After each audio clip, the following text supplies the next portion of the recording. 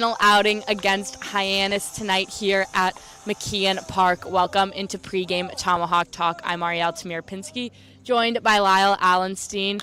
The Braves will play the Harbor Hawks tonight for the 5th time this season and their final regular season outing against them.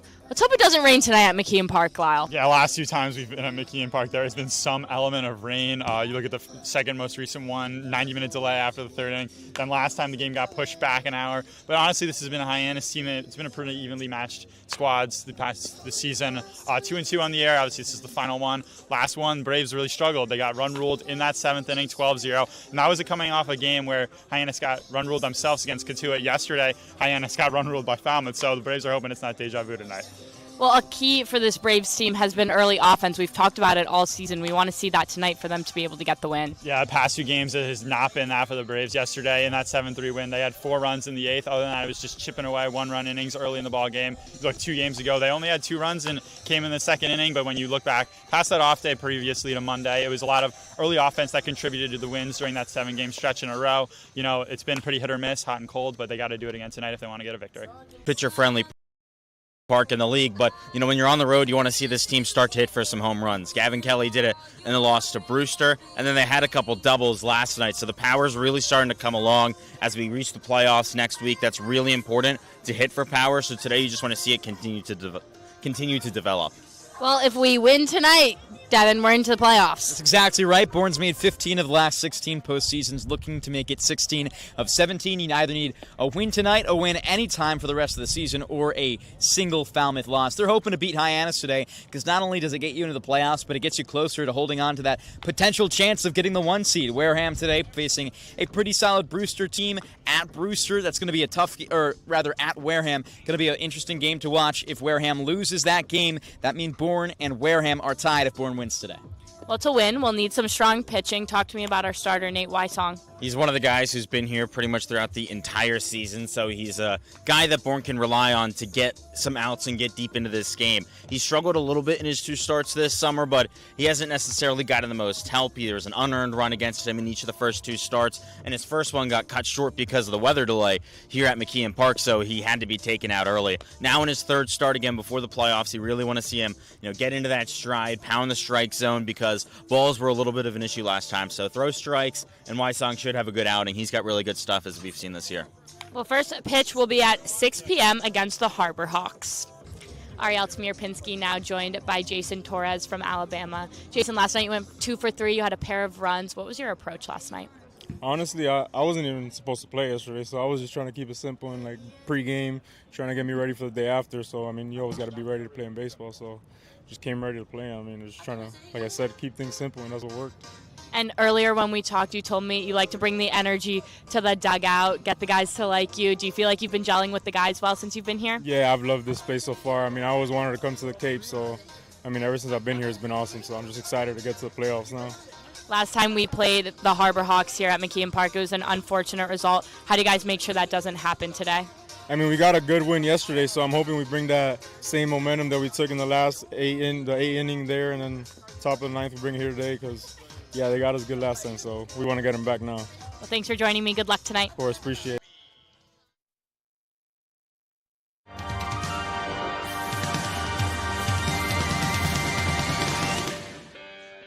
There's just 4 games to go in the Cape Cod League baseball season, and the objective today for the Bourne Braves is pretty simple.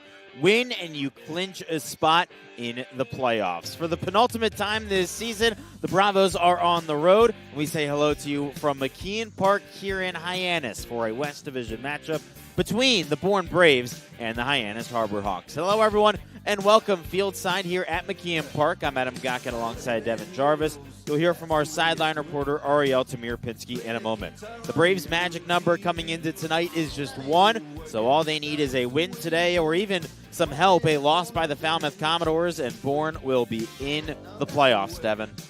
Yeah, it's a really, really special opportunity. This Bourne team has made 16 of the last 17 postseasons. They've addedly, and over the past 3 before this, under Scott Landers. This is a special team. It's been a special team all season, and it'll be really special to see them potentially clinch a playoff spot tonight. The Braves have won 4 straight West Division championships. They won 2 of the last 3 league titles, so the expectation is always to make the playoffs. They won't celebrate if they do. It's just another regular game. 8 out of 10 teams make the playoffs in the Cape League, so the expectation is always to make the postseason. And the Bravos are playing good baseball right now. They come into today's game off a huge win last night in what was probably the biggest game of the season over the team that's currently in first place in the West Division, the Wareham Gatemen. Bourne won 7-3. They fell behind early 2-0 and then 3-1, but scored 6 unanswered towards the end of the game to come out on top. Yeah, it was a really special game. A Wareham team that was one of the best in the league. A team in Wareham that people were looking at as the West Division favorites. Bourne wins yesterday. They win the season series against Wareham 4-1, and it just shows this level of this Bourne team, how good they are and how they've had Wareham's number all season. Also a victory over one of the better pitchers in the Cape League in Caden McDonald. Just shows a lot about how this Bourne offense can persevere against any pitcher on the mound, no matter who you throw at them. On the other side of things for the Hyannis Harbor Hawks, last night a really tough one.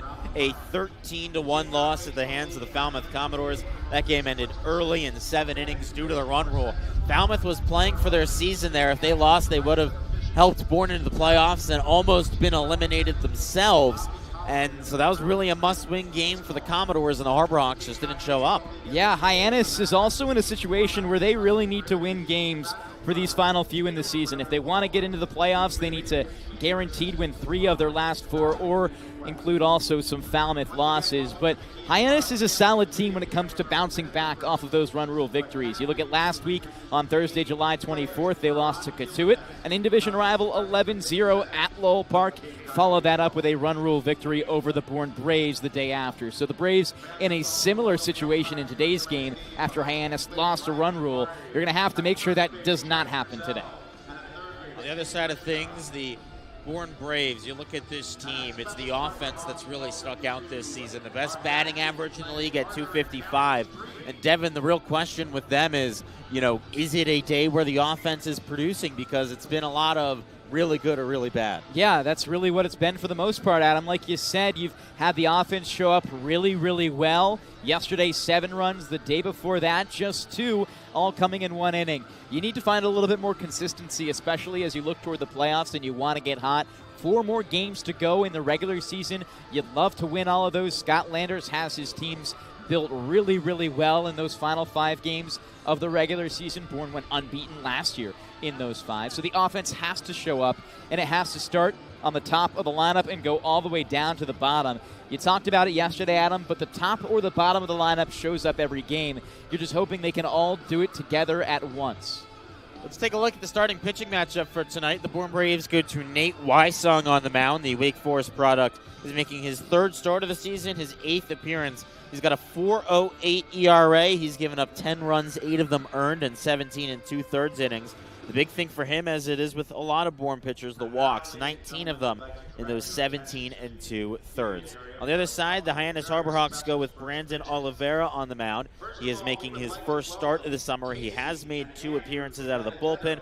He's got a 7.36 ERA in just 3 2/3 innings. Oliveira has given up 3 hits, 3 runs. He has walked 2 and struck out 5. Devon, we've already seen Nate Wysong making a start against this Hyannis team this season, so he's an experienced guy. But for Oliveira, this is his 1st start of the summer, so it's going to be interesting tonight. We don't really know what we're going to get in this matchup. You don't. It's going to be a lot of unknown variables, and Wysong, who's been a solid pitcher as reliever, no more than 1 earned runs in any of his appearances. You're hoping he can translate those skills and finally show them in a start. Pitched against Hyannis, 3 innings, just 1 earned run, but allowed 2 runs. And the game at that point was out of control as the rain came and things unraveled. On the other side, you got a guy in Brandon Oliveira who hasn't really shown amazing stuff. Only 3 appearances, 4 innings pitched, in a 6.75 ERA. You got to see him step up for Hyannis today. In reality, a must-win game for the Harbor Hawks. I mean, not really. You can get some help to make the playoffs, but for the Harbor Hawks, who probably want a 1 or 2 seed in these playoffs, they've got to win this game and more down the season. Bourne right now, again, has a magic number of just one. Either a Braves victory tonight or a Falmouth Commodores loss. They play at home against the Chatham Anglers. Will give the Braves a spot in the playoffs that get underway on Tuesday. Just 4 games to go in the regular season. The Braves on the road today. This is the penultimate road game. They head home tomorrow against Falmouth before going on the road Saturday to take on Kituitt, and then returning home for the final game of the season on Sunday against the YD Red Sox. The Braves at 17-17-2 on the season. They enter this game still looking to get over 500 for the first time this year. They've been 500. It feels like 5-6 times, yet they still have not gotten over 500 once. It's been five times this season that Bourne Braves have had a chance to be above 500 if they won a game. None of those games have gone their way, so a big one today. You see a team in Bourne that has the essence of a team better than 500, but they just have not had the record to show for it yet. All right, well, we've gone through the basics of this matchup, giving you your starting pitchers, so it is time to take a break for the national anthem. When we return, we'll give you your starting lineups, and we'll have first pitch. Which will be performed today by Phoebe Gill.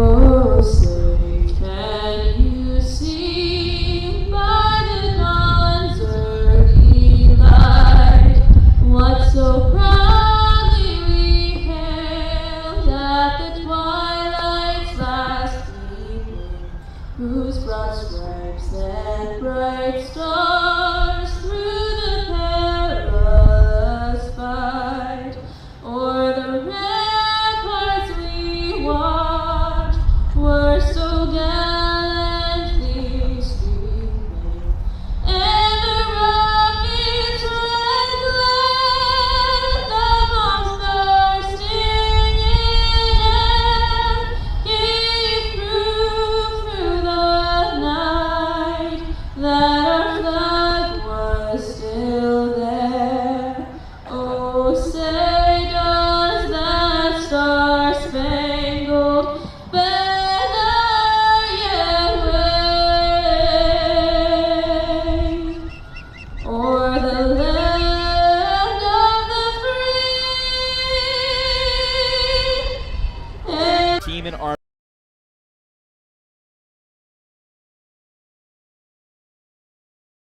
eyes. Braden Holcomb in the cleanup spot has been one of the best batters for Bourne in the month of July, batting just around 350. He slots at cleanup and plays third base. Cal Sefcik is dead center in the batting order for Bourne, batting fifth. Out of Cincy, he had an RBI yesterday and plays left field. Drew Wires slots in now to the 6th spot in the lineup. Shifts over to play second base today, his second start at the 4th spot, and he will bat 6th once again. Jason Torres, after his best offensive game of the season, bats 7th today. He went 2 for 3 with 2 runs and a walk and plays designated hitter. Ryan Cooney bats 8th, the shortstop filling in for Riker Waite as the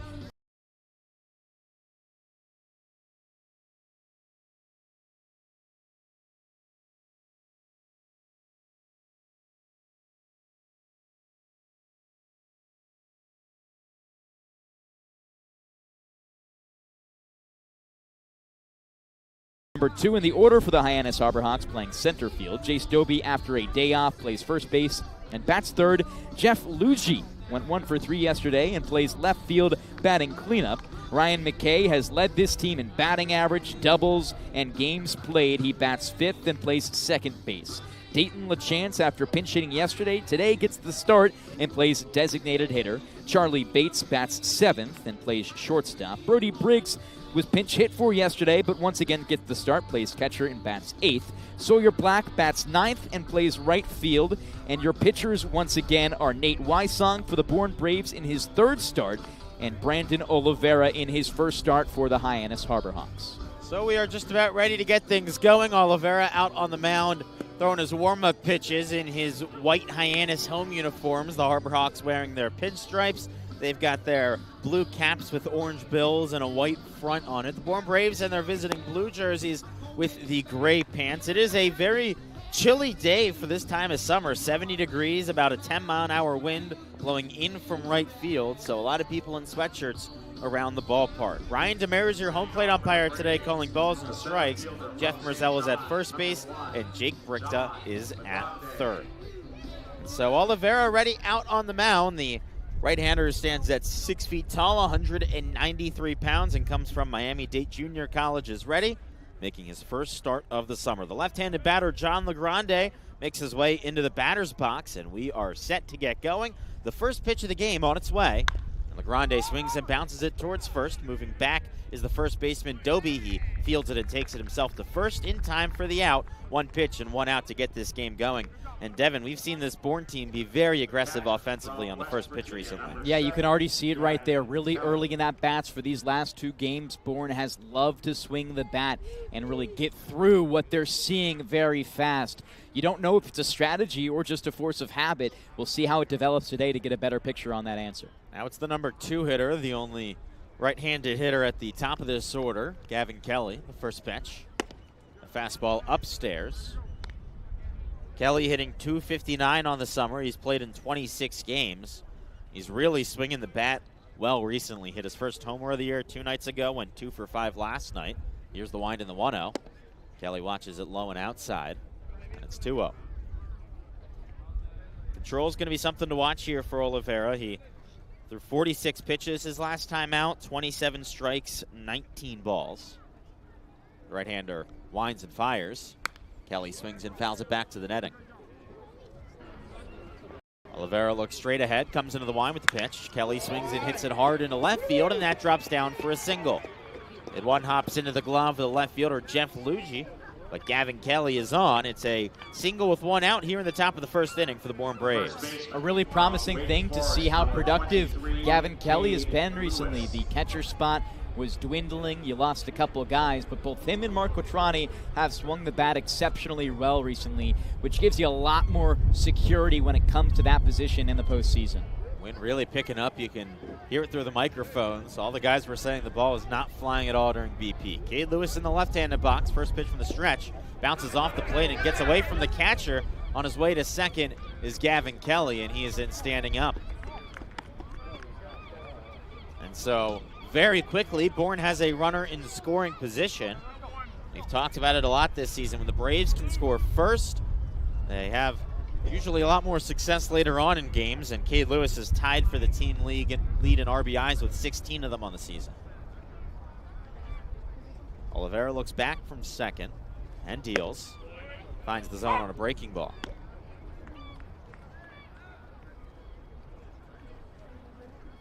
That first pitch from the stretch for Oliveira, not a great one, bouncing in the dirt and allowing Kelly to move to second. The catcher, Briggs, didn't even realize where the ball was, and it was a late jump to second for Kelly. He's now dancing at second, where retrieves back to the bag as the pitch is swung on and hit into right field, and that's through.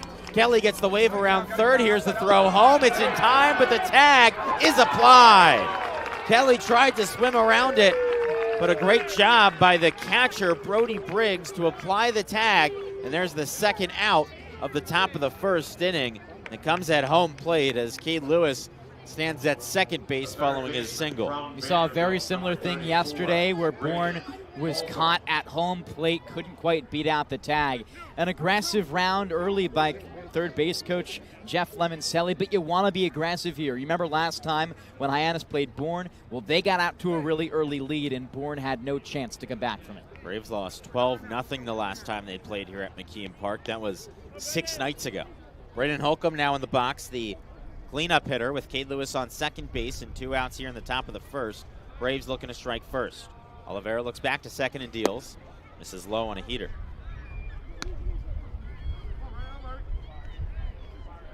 Last night, Bourne did not score first. Wareham scored in the top of the first inning, but Braves were able to get some offense late in the game to come out on top.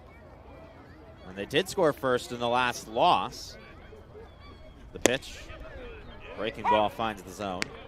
Bourne went up 2-0 in the top of the second back on Tuesday against Brewster before the Whitecaps tied it in that same inning and ended up winning 4-2. But if you look back at the entirety of the season, scoring first has been big correlation with victories. Olivero glances back to second, kicks and deals. Holcomb watches a pitch. It misses low on a fastball. It's 1-2.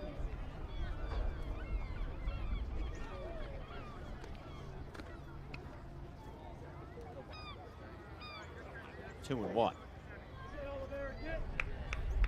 Olivero, the right-hander, comes set, looking for a scoreless inning to get this game going. He kicks and deals. Holcomb watches it low and outside, a quarter of a swing. They appeal to first, and Jeff Merzell says that the batter held up.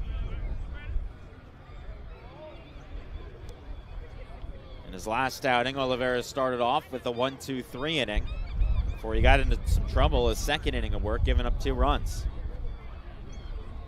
The right-hander comes set, looks back to second, now deals. Holcomb swings and fouls it back out of play over the netting, and the count runs full. It's 3-2.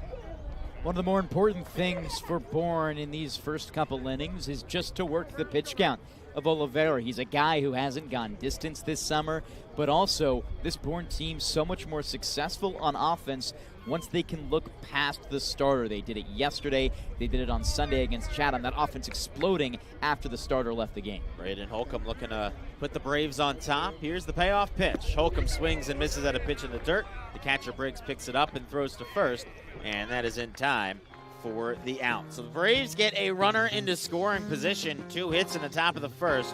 No errors. They leave one man on base and do not bring home any runs. So we go into the bottom of the first inning. Nate Wysong will make his 3rd start of the season for the Bravos. We'll tell you about him when we return. She has no pain.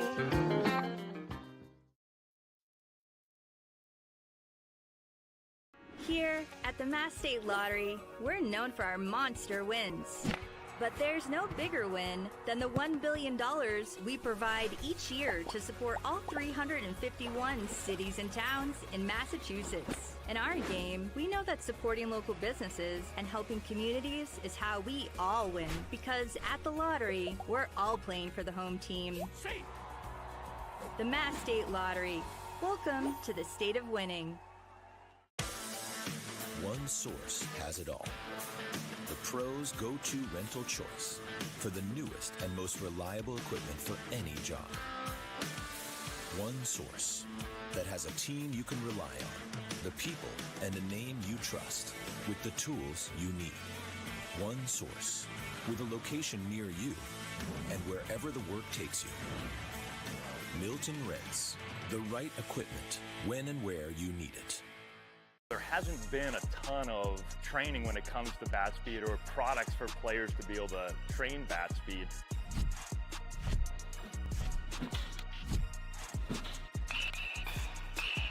You can improve your bat speed and reach your goals working 10 to 15 minutes a day on this a couple of times a week. That's a no-brainer for every player.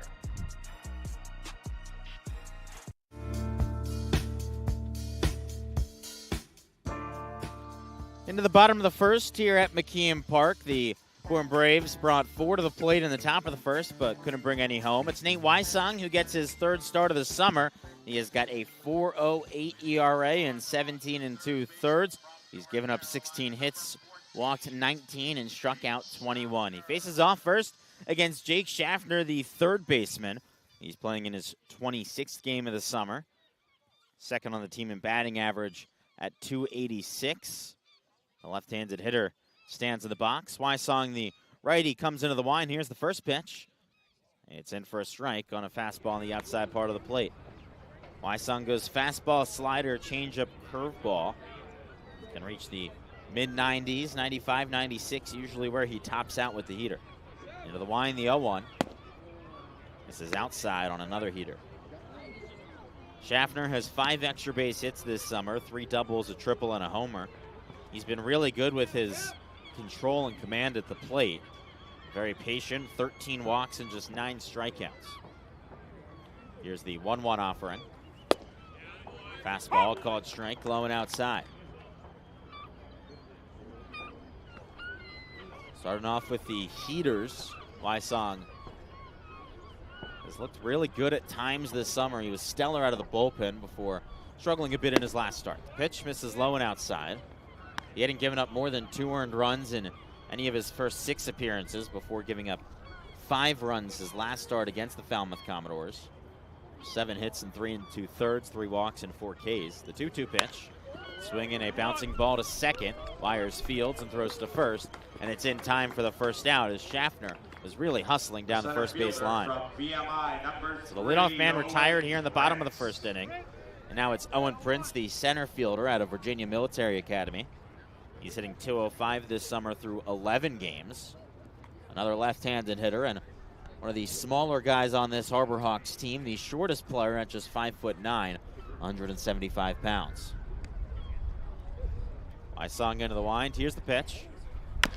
Swinging a slow bouncer to third. Holcomb moves in. Fields throws to first in time for the second out. On back-to-back pitches, it's a 4-3 ground out and a 5-3 ground out. And Nate Wysong has retired the first 2 batters here in the bottom of the first inning. Really good attention to detail there by the third baseman in Braden Holcomb. He was in on the grass in case of a bunt, and when a slow dribbler came toward him, he was perfectly positioned to throw out the speedy Owen Prince. Now it's the first baseman, Jay Stobie. He's playing in his 10th game of the season, batting .235 from the right side. Wysong's first pitch bounces off the plate into the glove of the catcher, Gavin Kelly, on a heater.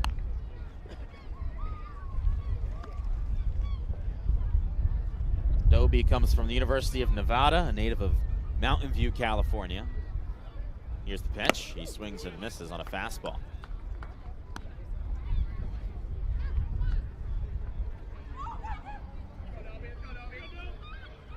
Stobie really bends his knees in his stance.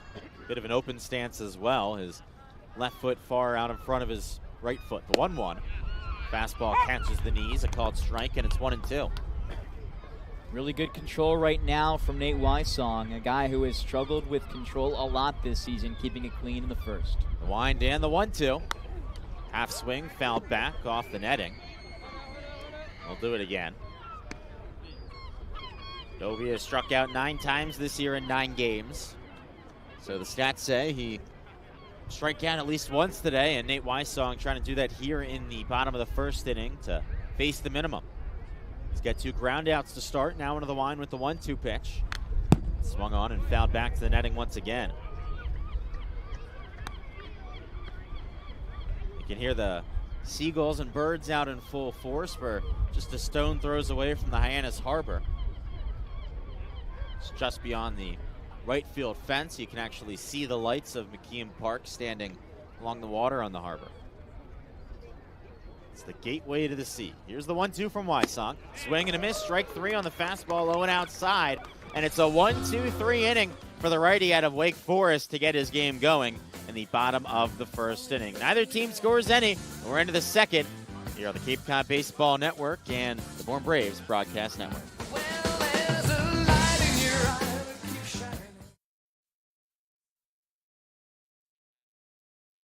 Been a ton of training when it comes to bat speed or products for players to be able to train bat speed.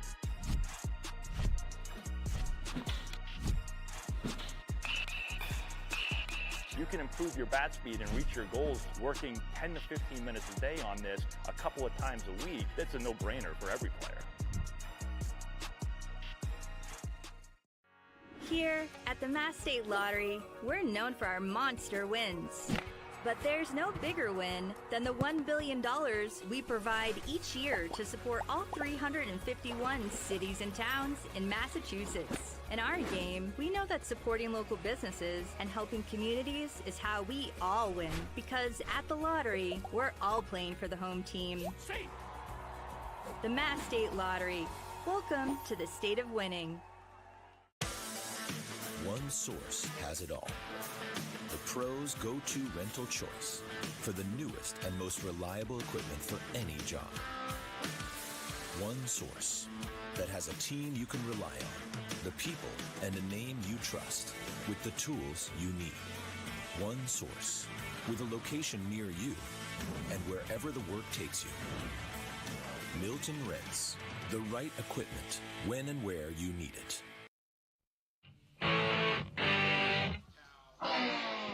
No score after 1 inning here at McKeon Park, so we're into the second, and Cal Sefcik, the number 5 hitter who wears number 5, will lead off for the Bourne Braves. He has been just straight up spectacular since he's rejoined the team in the last 2 weeks, hitting .364 in 12 games. Brandon Oliveira back out onto the bump. The right-hander comes into the line with the first pitch. Sefcik takes a swing and a miss. Count 0-1 to start. Oliveira will hope for a cleaner inning here in the second. He gave up a pair of hits in the first and almost gave up a run, got an out at home on a great throw from the right fielder, Sawyer Black. The 0-1, Sefcik swings and pops it up, back and out of play. Bourne batter on his way into the dugout to get some more pine tar. It's a windy one here at McKeon Park, and we're right near the water, just about a block away from Main Street in Hyannis. It's the biggest commercial hub on Cape Cod, the biggest town on the Cape, and it's definitely one of the more lively areas. A bunch of people walking around, and a lot of fans will come to the game before or after dinner. Sefcik back in the box, the 0-2 pitch. This is upstairs on a fastball. For the game today, I decided to make the most of this trip and walked around Hyannis Harbor for a little bit.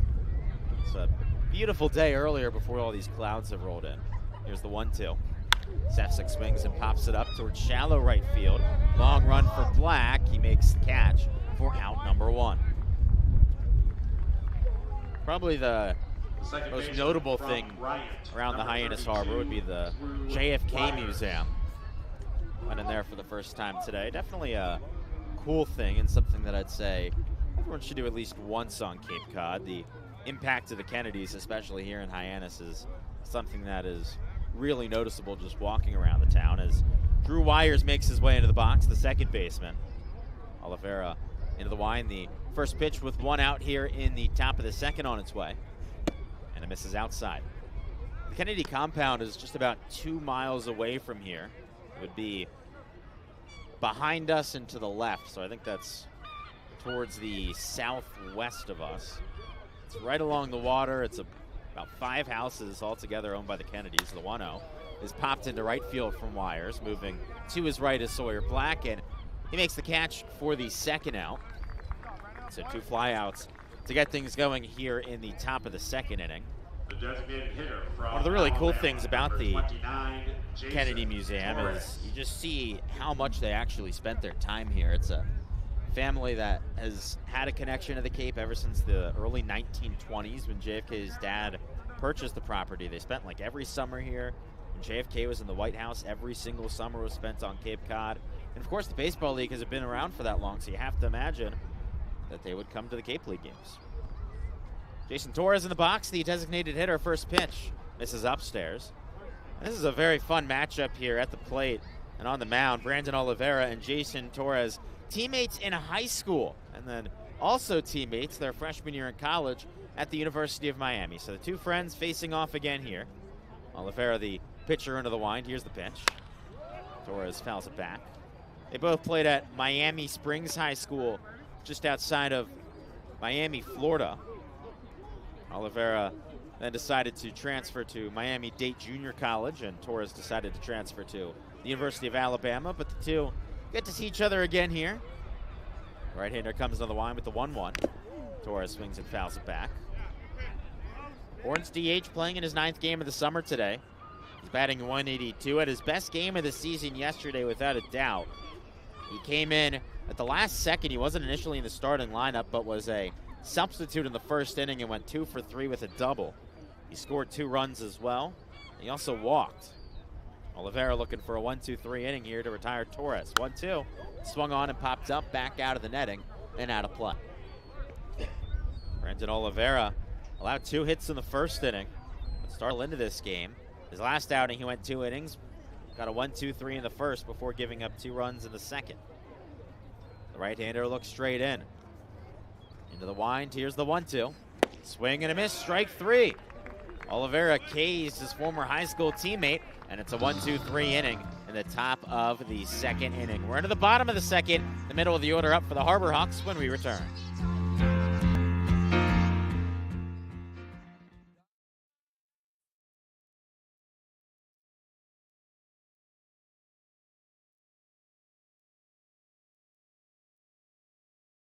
At Healthcare, we're committed to excellence and compassion in everything we do, like helping people maintain their active lifestyles. Our innovative orthopedic program combines advanced techniques and leading-edge technology with highly specialized teams, including our recognized Center of Excellence for Joint Replacement. Our focus is getting you back to doing the things you love, in the place you love. The Center of Excellence and the quality of care that we can deliver makes all the difference to the patients. They understand that they can get the best care right here on Cape Cod.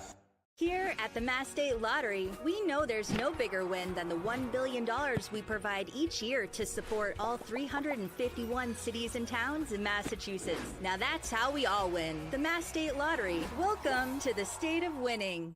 There's a zero chance that you'll want to miss our 0% for 72 months offer.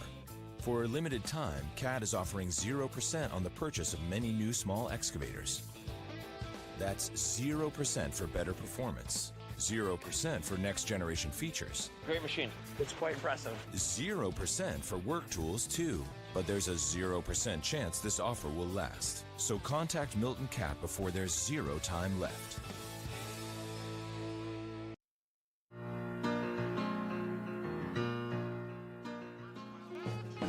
Bottom of the second inning from McKeon Park. We've got no score, and the middle of the order up for the Harbor Hawks after they went down 1-2-3 in the first inning.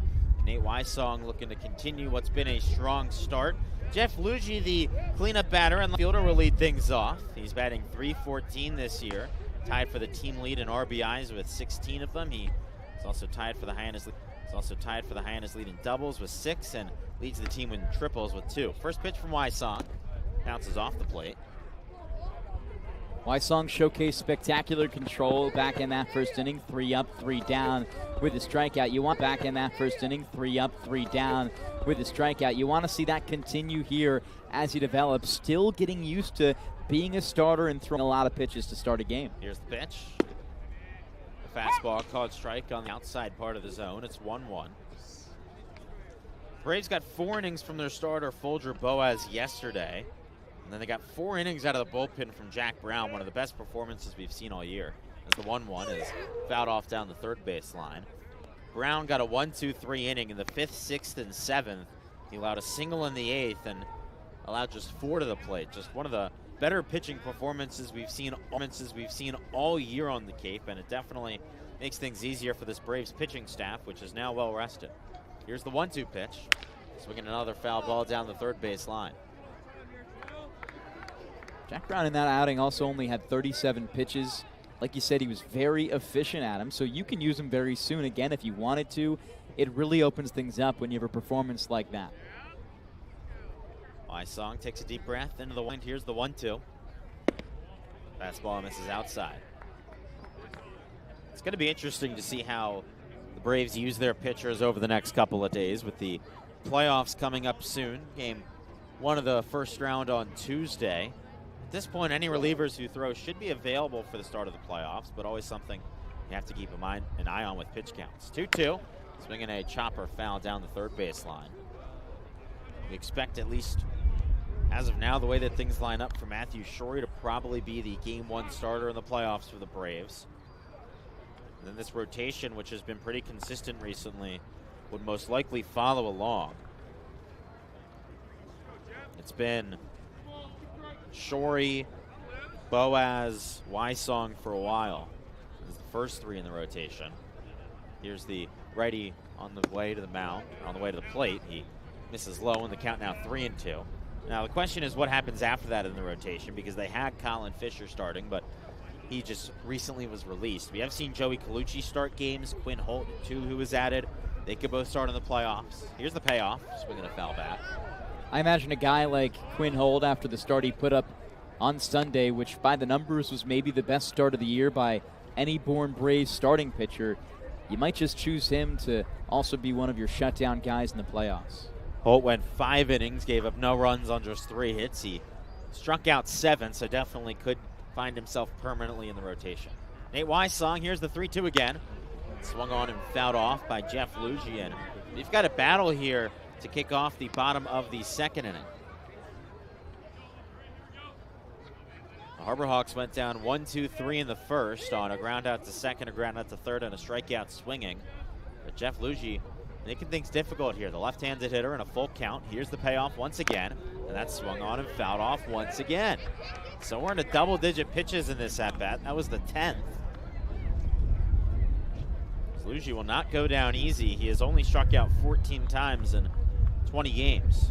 Did strike out once yesterday. He had one of just 2 hits for the Harbor Hawks, a double. I'm looking to give Hyannis its first base runner here in the bottom of the second. The 3-2, here it comes. Ball outside on a fastball, and a great job there from Jeff Luigi to be patient. He works a walk on 10 pitches in the at-bat. And now here's the second baseman and the leader in batting average on the Harbor Hawks, Ryan McKay. He's hitting .289 in 31 games. And now for the first time today, Nate Wysong will have to pitch from the stretch with the runner on first base, Jeff Luigi. He's been pretty aggressive attempting steals this summer, but hasn't been successful. 1 for 5. The first pitch, as Luigi stays at first, is in for a strike, and the count 0-1.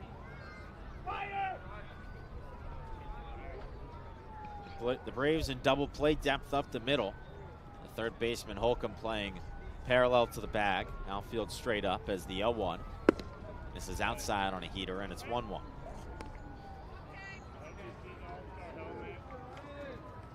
We'll be scoreboard watching throughout this game. The top of the third inning, no score yet between the Commodores and the Anglers. Throw over to first, Luigi back in time. If Chatham beats Falmouth, then that's it. The Braves are in the playoffs. But also, they can keep things in their own control. With a win today, Bourne would also clinch.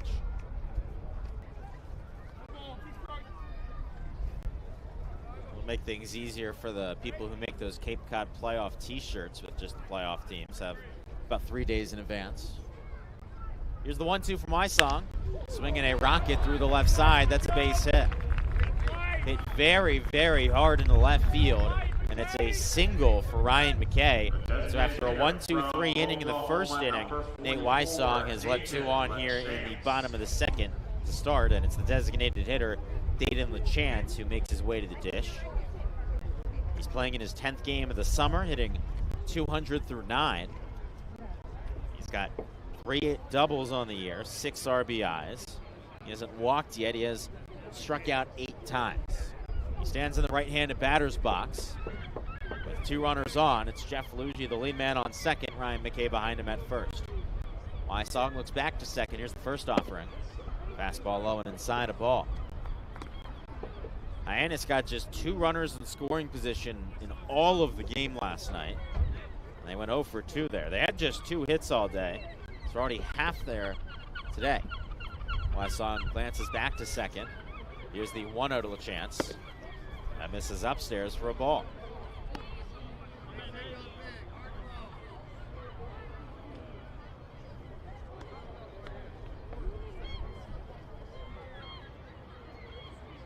Wysong has struggled to find the zone here to get things going in the bottom of the second. Is 2-0.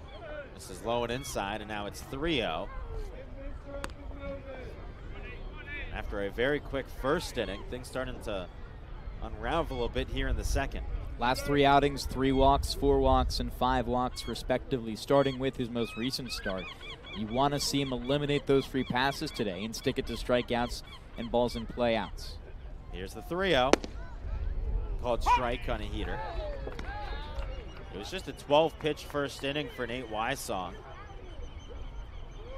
He's already 19 pitches into the second, and he's yet to get an out. He's got a runner on second in Jeff Luigi and a man on first in Ryan McKay. His pitch count nearly doubled with just 1 batter strikeout.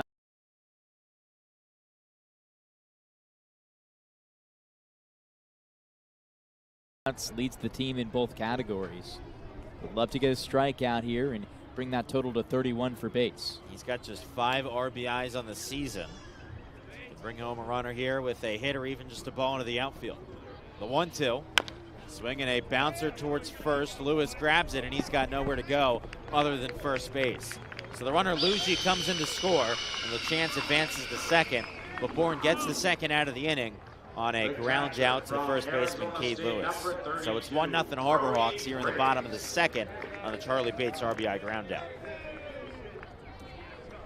That ball hit a little harder toward Cade Lewis. Maybe a double play or the throw at home, but just perfectly softly put down the first base line for Bates. A solid at-bat and RBI. So Luigi scores and LaChance to second. Now Brody Briggs, the lefty at the plate. First pitch misses low. Good block, though, by the catcher, Gavin Kelly. Briggs, the catcher today, he tagged out Gavin Kelly, Bourne's catcher, in the first inning as he was trying to score on a Cade Lewis single into right field. Now he's got a chance to help out his pitcher, maybe double this lead. It's already 1-0 Hyannis here in the bottom of the second. And a runner on second and Dayton LaChance. The pitch, breaking ball, misses inside. And it's 2-0 to Briggs. He's hitting under the Mendoza line on the season, just 163. Does have 8 RBIs, though, and he's only struck out 7 times. Wysong's 40th pitch of the outing is in for a strike, and the count 2 balls and 1 strike here with 2 gone in the bottom of the second inning. Harbor Hawks up 1-0.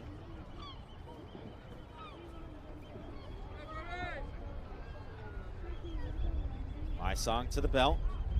It's back to second and deals. Misses low on a 93-mile-an-hour fastball. Braves will send 8-9-1 to the plate in the top of the third inning. It'll be interesting to follow how long Braden Oliveira can stay in the game, making his first start. Nate Wysong has gotten distance in his 2 starts this year. As the 3-1 misses low for ball 4. If he wants to get distance again today, the control is going to be key. That's the second walk of this inning. The first guy he walked, Jeff Luigi, came in to score. So runners on first and second. Here with 2 outs for now the number 9 hitter and right fielder Sawyer Black. Gavin Kelly will go out onto the mound to speak with his pitcher after the second base on balls of the second inning. Now Wysong is above 40 pitches at 42, only 26 of those strikes. He had 16 strikes and 22 pitches after the first at-bat of this inning, so a lot less strikes, just a lot more balls, and he's lacking the control right now you saw in that first inning. Hoping he can get that back, but Adam, it's important that Wysong just focuses in and understands he still has a lot more real estate in this game if he wants to continue. Just has to raise that efficiency. Wysong struggled with his control in his last outing. He went 3 2/3 and threw 48 strikes, 38 balls. Gave up 5 runs. Given up 1 so far today. He's got 26 strikes and 16 balls through 42 pitches. The number 9 hitter, Sawyer Black, to the plate. He's hitting .243. He's got 6 RBIs. And a runner in scoring position in Dayton LaChance. First run has already crossed in this inning. And it's looking to add to it. First pitch, called strike on a heater at the knees at 92 miles an hour. At fastball, anywhere between 92 and 95 so far today for Wysong. We've seen him really rely on that pitch throughout this game. The set, look back to second. Long look back to second. Now the 0-1. Breaking ball at 79, misses way upstairs.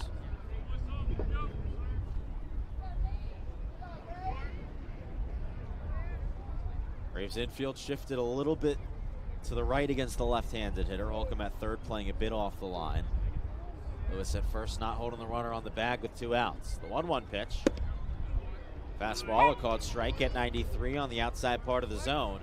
And it's 1-2. So Nate Wysong can get out of the second inning here. They're giving up just 1 run. The right-hander out of Wake Forest comes set at the belt. Here's the kick and the pitch. Fastball misses upstairs. Wysong struck out 1 to end the bottom of the first inning. That's his only K of the day. His 2 outs here in the bottom of the second, a fielder's choice and a ground out that brought home a run. Now the 2-2 pitch, here it comes. Swinging a hard ground ball, that's through the right side, and it rolls into right field. LaChance gets the wave home, the throw's on time, the tag is applied, and out at home. Nathan Fink in right field gets his first outfield assist of the summer. He throws out Dayton LaChance, who was stumbling a little bit on his way home, and there's the 3rd out of the bottom of the second inning. Not before the Harbor Hawks get on the board with 1 hit, 1 run, no errors, 1 man left on base. So before we go into the third inning, we'll thank a few of our sponsors. Keystone Place at Buzzards Bay is Bourne's premier senior living community, conveniently located adjacent to the Cape Cod Canal. Visit us at Keystone Place at buzzardsbay.com. Marty Chevrolet, your dealer for the people, proudly supports the Bourne Braves baseball team. See all our cars and trucks at martychevrolet.com, and go Braves. We're into the third. The score, 1-0 Harbor Hawks. We'll be back in a moment on Cape League TV and the Bourne Braves Broadcast Network. But let me tell you, I got some news for you.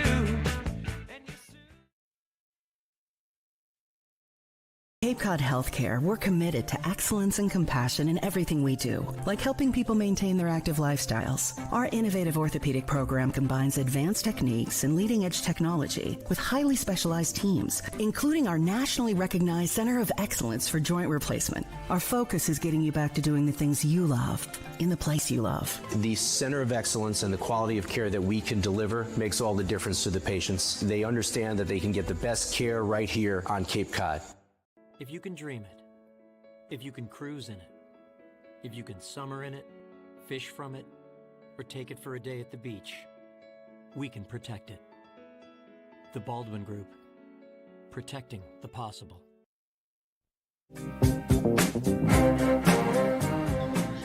It's been an exciting 1 through 2 innings here at McKeon Park. The Hyannis Harbor Hawks lead the Bourne Braves 1-0.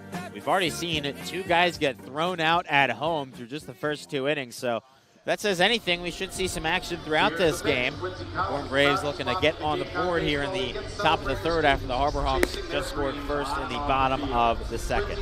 It's up to the bottom of the order to get things going. The number 8 hitter, Ryan Cooney, will lead things off. The shortstop had one of his better days at the plate of the season last night. He went 2 for 4.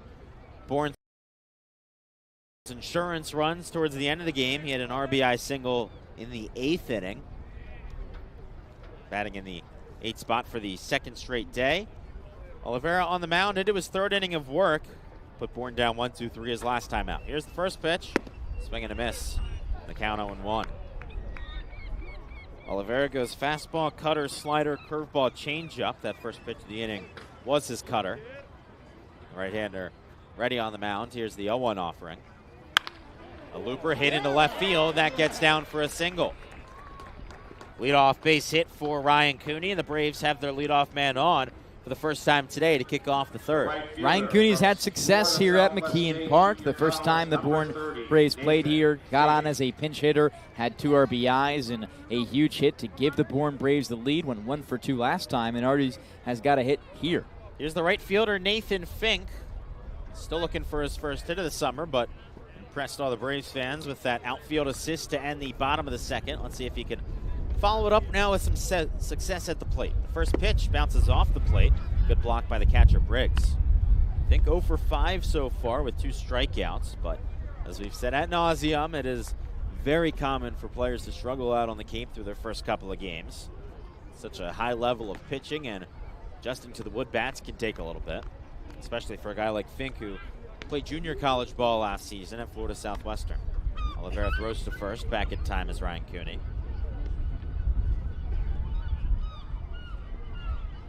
Double play defense right now in the middle of the infield for Hyannis. The third baseman Schaffner playing adjacent to the bag. The 1-0 pitch misses low and inside. 86-mile-an-hour cutter, and the count 2-0. Infield playing a little bit in for the Harbor Hawks. It's a defense that has struggled this season. 45 errors, 36 games. He had 2 last night. Here's the 2-0 pitch. Fink swings and fouls it back over our heads and out of play. Count 2-1.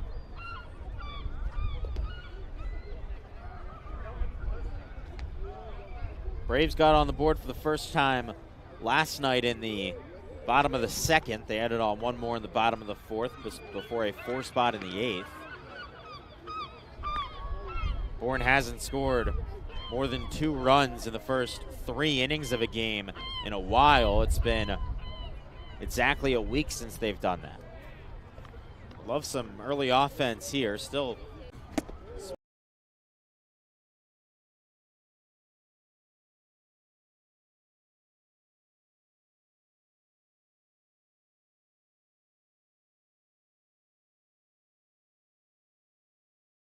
And a miss. Fastball below the zone.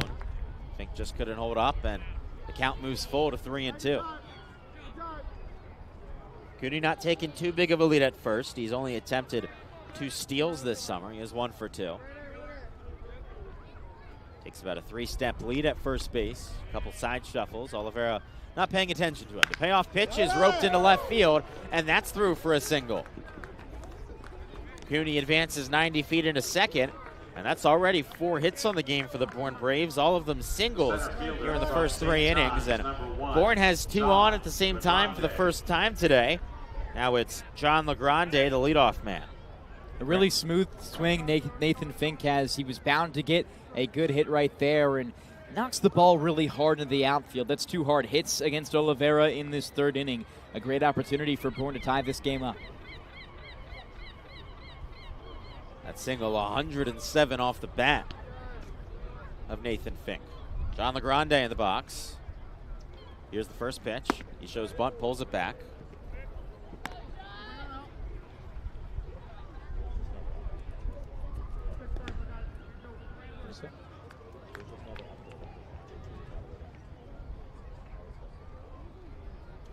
LaGrande tied for the Bourne lead in RBIs with 16. He's got a chance to tie this game with Cooney on second. Bourne infielders playing in. LaGrande shows bunt, puts it down foul down the 3rd baseline. You've seen the Braves show a lot of bunts recently. They haven't made contact too often. Forced a lot of pass balls, wild pitches, but with LaGrande's speed and his ability to put the bunts down and runners on first and second, makes sense for him to try and advance these runners with no outs. Braves trying to get on the board for the first time today. They trail 1-0 here in the top of the 3rd, and the best chance so far. Runners on first and second with no outs, and the top of the order at the plate. Oliveira comes set. Here's the 1-1. LaGrande puts the bunt down again and pulls it back. The pitch missed high, so the count 2-1.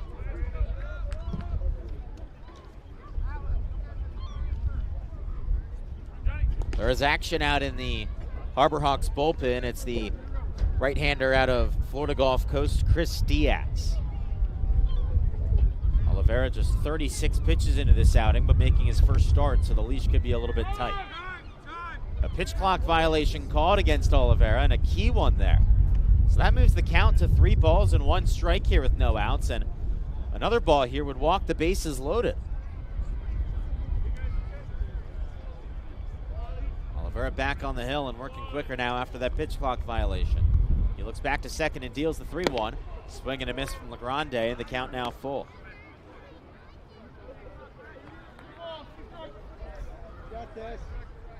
Corner infielders move back with 2 strikes. At first, Dobie's playing way back. Third baseman Schaffner parallel to the bag. Runners going, the 3-2. This is low and inside. They throw to third, but it doesn't matter. Ball 4, and the Bourne Braves have the bases loaded with no outs here in the top of the 3rd inning. What an opportunity for the Braves. You got to bring at least 1 in here right now. That's the motto we've been saying for the Braves. When they get the bases loaded with no outs, blow through this pitcher and just continue to capitalize on a guy who's letting up not a lot of control and a lot of hard hits to begin this inning. Oliveira might not have a chance to get out of this. Mitch Carricker, the manager, on his way out to the mound, and he does point to the bullpen. So Brandon Oliveira goes 2 innings strong, but loads the bases with no outs in the 3rd, and his day is done. Chris Diaz on his way out of the Hyannis bullpen. When we return, you're listening to the Bourne Braves Broadcast Network on Cape League TV.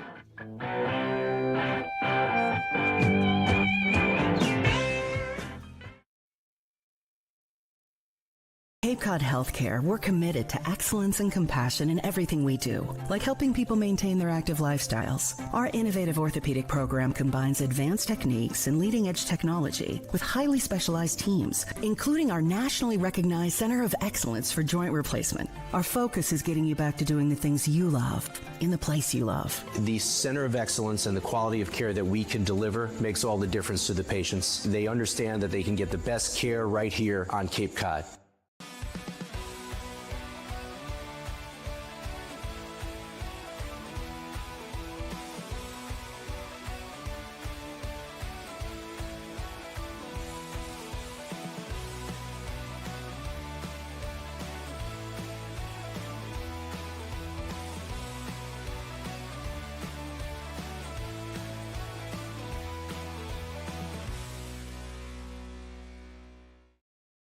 hasn't been a ton of training when it comes to bat speed or products for players to be able to train bat speed.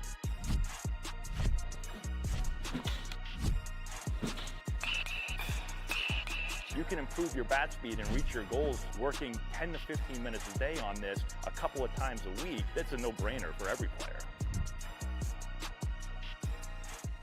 Here at the Mass State Lottery, we know there's no bigger win than the $1 billion we provide each year to support all 351 cities and towns in Massachusetts. Now that's how we all win. The Mass State Lottery. Welcome to the state of winning. If you can dream it, if you can cruise in it, if you can summer in it, fish from it, or take it for a day at the beach, we can protect it. The Baldwin Group. Protecting the possible. Big opportunity for the Bourne Braves here in the top of the third inning. The bases loaded with no outs, and it's a new pitcher into the game for the Hyannis Harbor Hawks. Chris Diaz, the right-hander out of Florida Gulf Coast. He's been really good this summer, an ERA of 0 in 3 appearances, hasn't given up an earned run in 6 innings. He's given up 4 hits, he's walked 1 and struck out 9. But in the toughest situation of the season, after Brandon Oliveira loaded the bases with no outs. It's Ryan Cooney on third, Nathan Fink on second, and John LeGrande on first. Gavin Kelly's at the plate. He had a single into left field his first time up in the first inning, and he was out trying to come home. Going to avenge that out on the base paths here with a base hit to potentially tie it or give his team the lead. Harbor Hawks showing that they would be willing to turn 2 in the middle of the infield if they can with the middle infielders back. First pitch to Kelly. Misses on a ball inside. Corner infield is playing in, so they could go home on anything to them, but those middle infielders playing back, so they would let the run to score if they can get those 2 outs. Here's the kick and the 1-0. Kelly takes a swing and a miss. Chris Diaz, a guy Bourne has seen before, pitched 2 innings, allowed just 2 hits, and had 3 strikeouts with no runs, no walks in his last time against Bourne last Friday in that 12-0 run rule win for the Harbor Hawks. Bourne never threatened this much in that game. Bases loaded, the 1-1, swing and a miss on a pitch in the dirt. Gets away from the catcher Briggs, but it stays close enough to him, so Cooney at third doesn't even think about advancing home. And now 2 strikes to Gavin Kelly. At least want to put the ball in play here. The bases loaded and no outs. Can tie this game on basically any ball in play unless it's hit super hard to one of the corner infielders and they decide to go home with the throw. Diaz set, here's the 1-2. Swinging a fly ball, foul down the right field line, out of play. Braves looking to even it here in the top of the third after going down 1-0 in the bottom of the second inning. Bourne coming into this game off of a win. They've got a chance to get over 500 for the first time this season with a victory. Here's the 1-2. Kelly swings and hits it to third, and that's under the glove of Schaffner, and it stays under him. He picks it up as everyone advances 90 feet. Ryan Cooney comes in to score.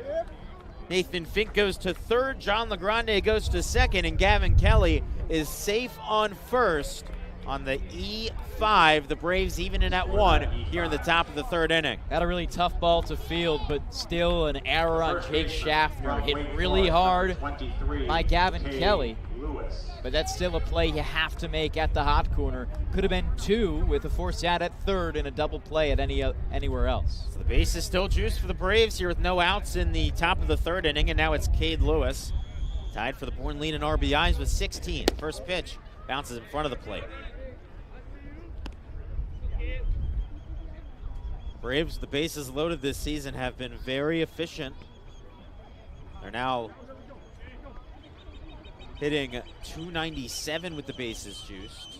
11 for 37 with 30 RBIs. They've got 1 grand slam that came back on Sunday. Here's the 1-0 to Lewis. He watches it in all the way, a called strike. We're all even here at 1 in the top of the third inning. Braves looking to put up a crooked number to take the lead. Base is still loaded with no outs. Here's the 1-1. Lewis swings and flies it into left field. Moving in is Luigi, and he makes the catch. Pretty shallow, so we'll get the first out of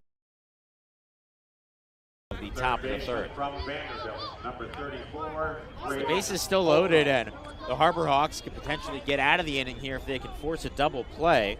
Braden Holcomb makes his way to the plate. He's got 14 RBIs this year. Can join that tie for the team lead here with a single. John LeGrande on seconds, one of the fastest players on the Braves. Holcomb struck it, looking his first time up to end the top of the first. That was with a runner on second. Now he's got runners on first, second, and third. Here's the first pitch. Holcomb takes it all the way. It misses outside.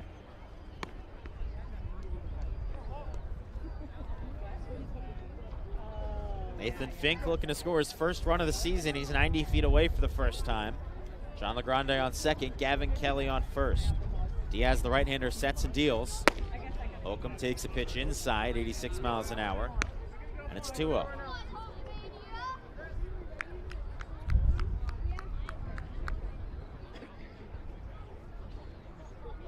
Diaz looking in. Takes off a sign and now comes set with the pitch clock down to 5. Here's the 2-0. This is low and outside for ball 3. Good patience from Holcomb here. These pitches pretty far out of the zone, so not hard to watch by, but he's a guy who often swings 39 strikeouts, leads the Bourne Braves in that stat. Now the question is if he gets the green light with the count 3-0, the base is loaded. Here it comes.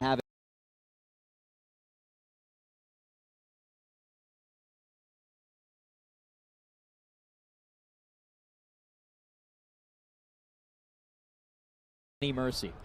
Everyone up 90 feet. LeGrande to third, Kelly to second, and Holcomb to first. Now Cal Sefcik with the bases loaded. He flew to right field his first time up. The first pitch. Sefcik watches a ball low, 95-mile-an-hour heater. The Bourne left fielder hit an RBI single yesterday. He's got 4 runs batted in this year, hitting just around 350. Diaz kicks and fires. Sefcik bounces it to second. This could be 2. 4-6-3. The double play turn, and the Harbor Hawks get out of the top of the third inning after giving up just a pair of runs. But the Braves do their damage and take the lead on 2 hits, 1 error. The bases left loaded. We're into the bottom of the third inning. See if the Harbor Hawks can get back into this. They send the top of the order to the plate when we return.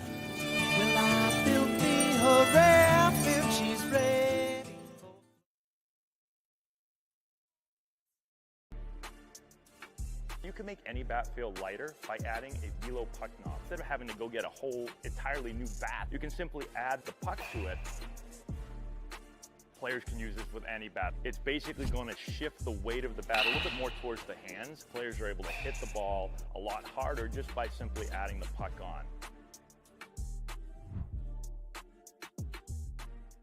If you can dream it, if you can cruise in it, if you can summer in it, fish from it, or take it for a day at the beach, we can protect it. The Baldwin Group, protecting the possible. Cape Cod 5 is proud to be the official banking partner of the Cape Cod Baseball League. Cape Cod 5 offers a broad range of financial products and services tailored for every stage in your financial journey. Reach out to us. We're here to help. We're offering 0% for 60 months on CAT's new lineup of compact track loaders. That's 0% for machines that have been redesigned from the ground up. 0% for new features and big comfort. Nice cab, heated seat, great machine. 0% for more power and performance. Picked up a big 4,000-pound block like it was nothing. 0% for work tools too. But there's a 0% chance this offer will last. So contact Milton Cat before there's 0 time left.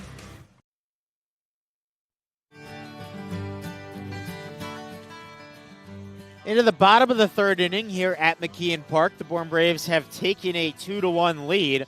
So we'll see what Nate Wysong can do to try and keep his team on top here in the bottom of the third. We'll face off again against the top of the order, 1, 2, 3.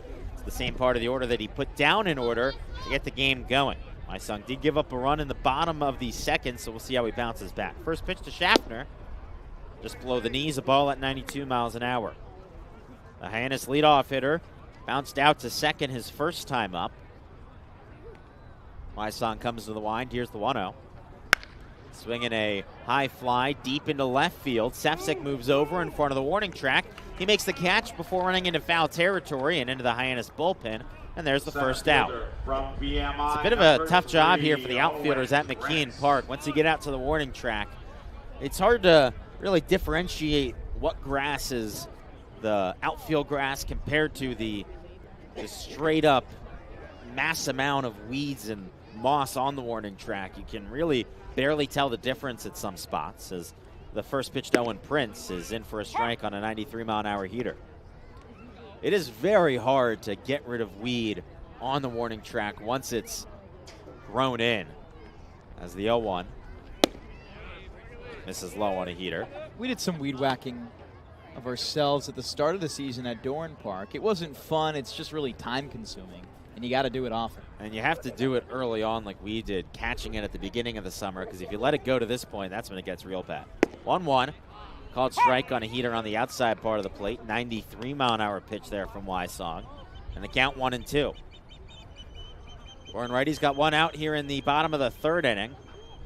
He's got one strikeout on the day, has walked two. That one came back in the first. Here's the 1-2. Called strike 3 on a fastball on the outside part of the plate. So there is the second strikeout of the day for Nate Wysong. His first backwards K. And there's two outs here in the bottom of the third inning. And now the first man that Wysong struck out, Chase Doby, makes his way back to the plate. Interesting how Wysong has had a lot of success here against the top of the order, but gave up a run against the bottom of the order. First pitch to Doby. He swings and fouls it off his body. Starting to be some action down in the Bourne bullpen down the right field line. Logan Beavis up and stretching. Not fully throwing from the mound yet, so Wysong is going to be able to finish this third inning more than likely. The 0-1. Runs in and hits Doby right on the elbow. Fastball at 94 up and inside, and you could hear it hit off the arm protector. Wysong get two batters his last outing, and it's his first batter of today's game. Now it's Jeff Luigi. He is the first guy that Wysong walked in the last inning. He then came in to score the Harbor Hawks' lone run of the day. And up here to try and extend this bottom of the third inning to help the Harbor Hawks try and tie it. They trail 2-1 here in the bottom of the third. And continue scoreboard watching around the league. Bourne can clinch a playoff spot with a win today or a Falmouth loss, and the Commodores are now trailing 3-0 in the middle of the fourth. First pitch. This is inside to Jeff Luigi. Also a game just as important. Brewster up 3-0 over the Wareham Gatemen. A loss for the Gatemen would tie things if Bourne can win today. So if both these scores hold, the Braves would clinch a playoff spot and enter a tie for first. The 1-0. Fastball just barely misses the zone on the outside part of the plate at 93. Count 2-0 here with two gone. Wysong looks back to first at Doby and comes set. Here's the pitch. Fastball called strike at 94. Pretty similar spot in terms of where that pitch was on the plate, just a little bit lower that time. Wysong ready. Kick in the pitch. Fastball outside at 93. And it's 3 balls and 1 strike here with 2 outs in the bottom of the third inning. Nate Wysong put Hyannis down 1-2-3 in the first, let in a run in the second, and has hit a man with 2 outs here in the third, but looking to keep it there. The right-hander comes to the belt. Here's the 3-1. And it misses up and outside on a fastball. Jeff Luigi has walked 2 times in as many innings. And the Harbor Hawks now have runners on first and second with 2 outs for Ryan McKay. He got the first hit of the game for the Harbor Hawks in the last inning. And another base hit here could potentially tie the game with a runner in scoring position. McKay has 10 RBIs this summer. And after that single in the second inning, his batting average is all the way up to 296. That leads Hyannis. He stands in the left-handed batter's box. Wysong looks back to second and deals the first pitch. It swung on and fouled back out of play down the third base line.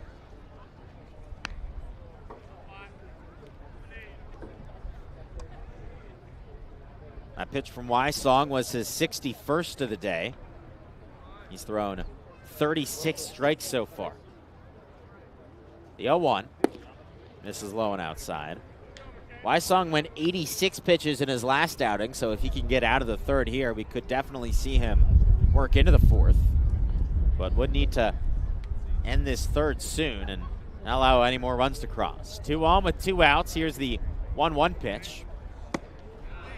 Called strike, got an off speed on the outside part of the zone. It's 1-2.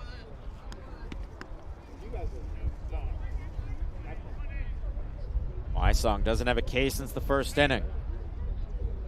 He struck out 4 3 2/3 in his last outing. Looking for another K here to get out of the third. He looks back to second and deals. Swinging a ground ball to second, fielded by Wires. He flips to second base, and that's in time for the third out as the shortstop Ryan Cooney brings it in as he stands on the bag. So that does it for the bottom of the third inning. The Hyannis Harbor Hawks get 2 runners on, but can't bring either of them home on no hits and no errors. Before we go to break, we'll send things to our sideline reporter, Ariel Tamir-Pinsky.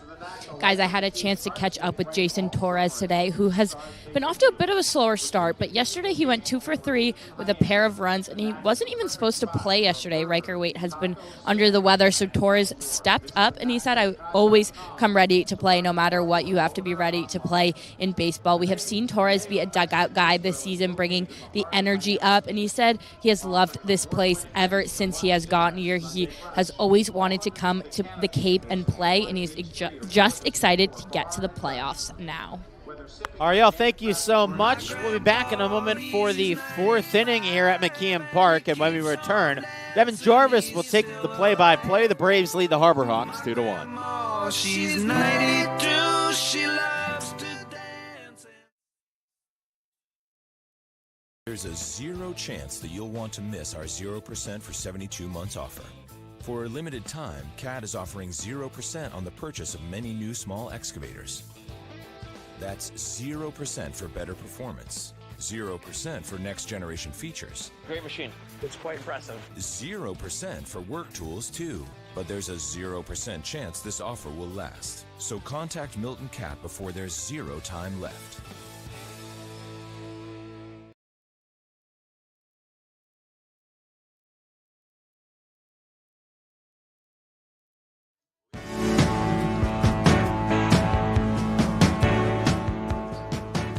A lot could happen today in the Cape Cod Baseball League. Playoff clinches, first place ties, but Bourne here at Hyannis and McKeon Park will look to focus on the game today against the Harbor Hawks. Up 2-1 right now after their 2-run top of the third inning, and they'll continue it here in the middle innings. Top of the fourth as we continue. Devon Jarvis alongside Adam Gotkin. The pitcher on the mound, Chris Diaz, in relief. After a swing and a miss on the first pitch, Drew Wires, the batter, is down 0-1 in the count. Drew Wires, his first time around, flew out to right field. This is a player who's had some ups and downs for the Braves this season. At his heights, 2 home runs, 4 RBIs in a game last week against YD. He swings and fouls one into the first base netting on the second pitch. No balls to strike the count with no outs in the 2-1 ball game. But Wires recently has not been able to find bat to ball really efficiently here. Yesterday struggled, going just 0 for 3. The time before that for Wires, 0 for 3 as well. Needs to find that rhythm. The 0-2 pitch, he swings and dribbles third base side this time. It just hits the top of the backstop wall and netting as he keeps himself alive in the count. But just a spectacular player. Adam was the American East Player of the Year, going to Mississippi State, joining the Southeastern Conference as a starting infielder for Mississippi State next season. The 0-2 pitch, Diaz gets one popped up by Wires, first base side, right by the Bourne dugout. Diving is Doby. He can't grab it. Laid out like Superman, trying to get the out. Unfortunately, the effort to no avail for Doby, so an 0-2 count will do again.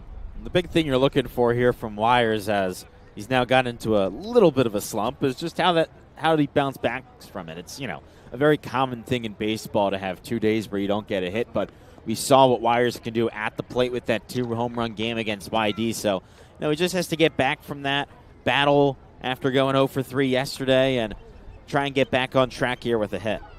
Last game Wires had was Saturday against Cotuit at home. The 0-2 pitch to Wires. Just misses outside on the breaking ball. It's a 3-pitch mix for Chris Diaz. Fastball, changeup, slider. This Bourne team seeing him now for the second time. Was these two who matched up last week, 6 days ago. The 1-2.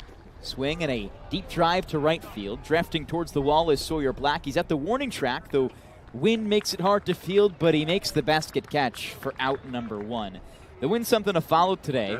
14 miles per hour on regular blowing speed, but up to 30 miles per hour, 25 miles per hour in gusts. So that could get pretty dangerous, affecting the outfield specifically, and depending maybe on how far balls go, the wind blowing right in from center, though, so likely nothing to fly too far.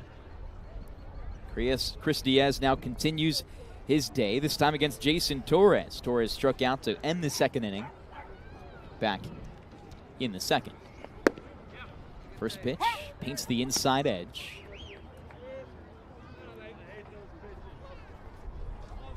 Diaz out of the windup. Set at his chest and delivers. The 0-1 is put to the left side. Bouncing ball to Charlie Bates, the shortstop. He shuffles, throws across to the first baseman, Doby, and gets it for out number 2. 2 up, 2 down here in the fourth inning, but it wasn't that way back in the third where Bourne scored 2. It was inherited runners that Chris Diaz absorbed from Brandon Oliveira. Oliveira's final line, 2 innings pitched, 4 hits, 2 runs, both earned with 1 walk and 2 Ks. But both of those runs scored under Diaz's watch. RBIs from Gavin Kelly and Braden Holcomb. Ryan Cooney now the new batter. Cooney himself came around to score back in that third inning. He was the first batter to kick things off. They'll look to keep the inning alive here.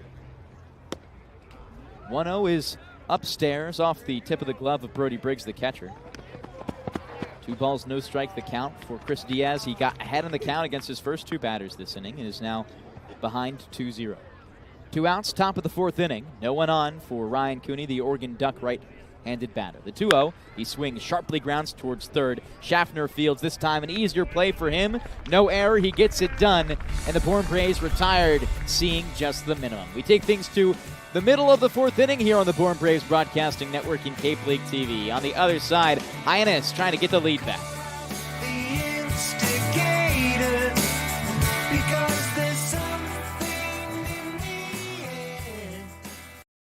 Here at the Mass State Lottery, we're known for our monster wins. But there's no bigger win than the $1 billion we provide each year to support all 351 cities and towns in Massachusetts. In our game, we know that supporting local businesses and helping communities is how we all win. Because at the lottery, we're all playing for the home team. The Mass State Lottery. Welcome to the state of winning. One source has it all. The pros' go-to rental choice for the newest and most reliable equipment for any job. One source that has a team you can rely on, the people and a name you trust, with the tools you need. One source with a location near you and wherever the work takes you. Milton Rents, the right equipment when and where you need it. You can make any bat feel lighter by adding a velo puck knob. Instead of having to go get a whole entirely new bat, you can simply add the puck to it. Players can use this with any bat. It's basically going to shift the weight of the bat a little bit more towards the hands. Players are able to hit the ball a lot harder just by simply adding the puck on.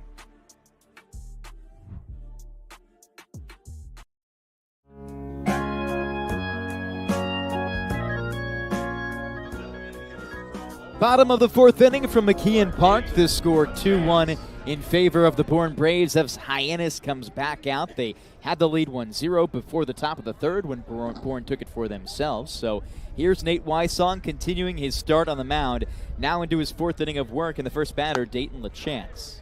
Pitch goes upstairs and misses. Check swing from LaChance. First base umpire Jeff Mersell says he does not come around. The righty in LaChance was thrown out at home back in the second inning. He ended the second on the outfield assist from Nathan Fink. The 1-0 pitch just low on the fastball. It's Wysong now down in the count, 2 balls to no strikes. Wysong, a pitcher who has not seen more than 4 innings as a starter yet. Here's the 2-0 pitch out of the wind. Swing and a pop-up high. This one could stay in. It's drifting way back and will be out of play just behind the backstop on the home side of the stands here up the third base line. Wysong as a reliever went 4 innings against Chatham. That was back on June 27th, the most he's pitched all year. In his 2 starts, his first one against Hyannis, just 3 innings pitched. His outing interrupted by the rain intermission we had, and then Falmouth he went 3 2/3. Look to finish the 4th inning here. Action in the bullpen in Logan Beavis last inning. The 2-1 pitch now at home. It's outside into the lefty's batter's box. Dayton LaChance yesterday pinch hit. Replaced Ryan McKay and went 0 for 1 with a strikeout. 3-1 pitch. He swings and drives hard to left field. Back at the wall is Sefcik. He can't grab it. Over his head. It's off the bottom of the wall as Dayton LaChance storms into second base. An extra base hit for the first time today for the Hyannis Harbor Hawks, and they're threatening here in the 4th inning.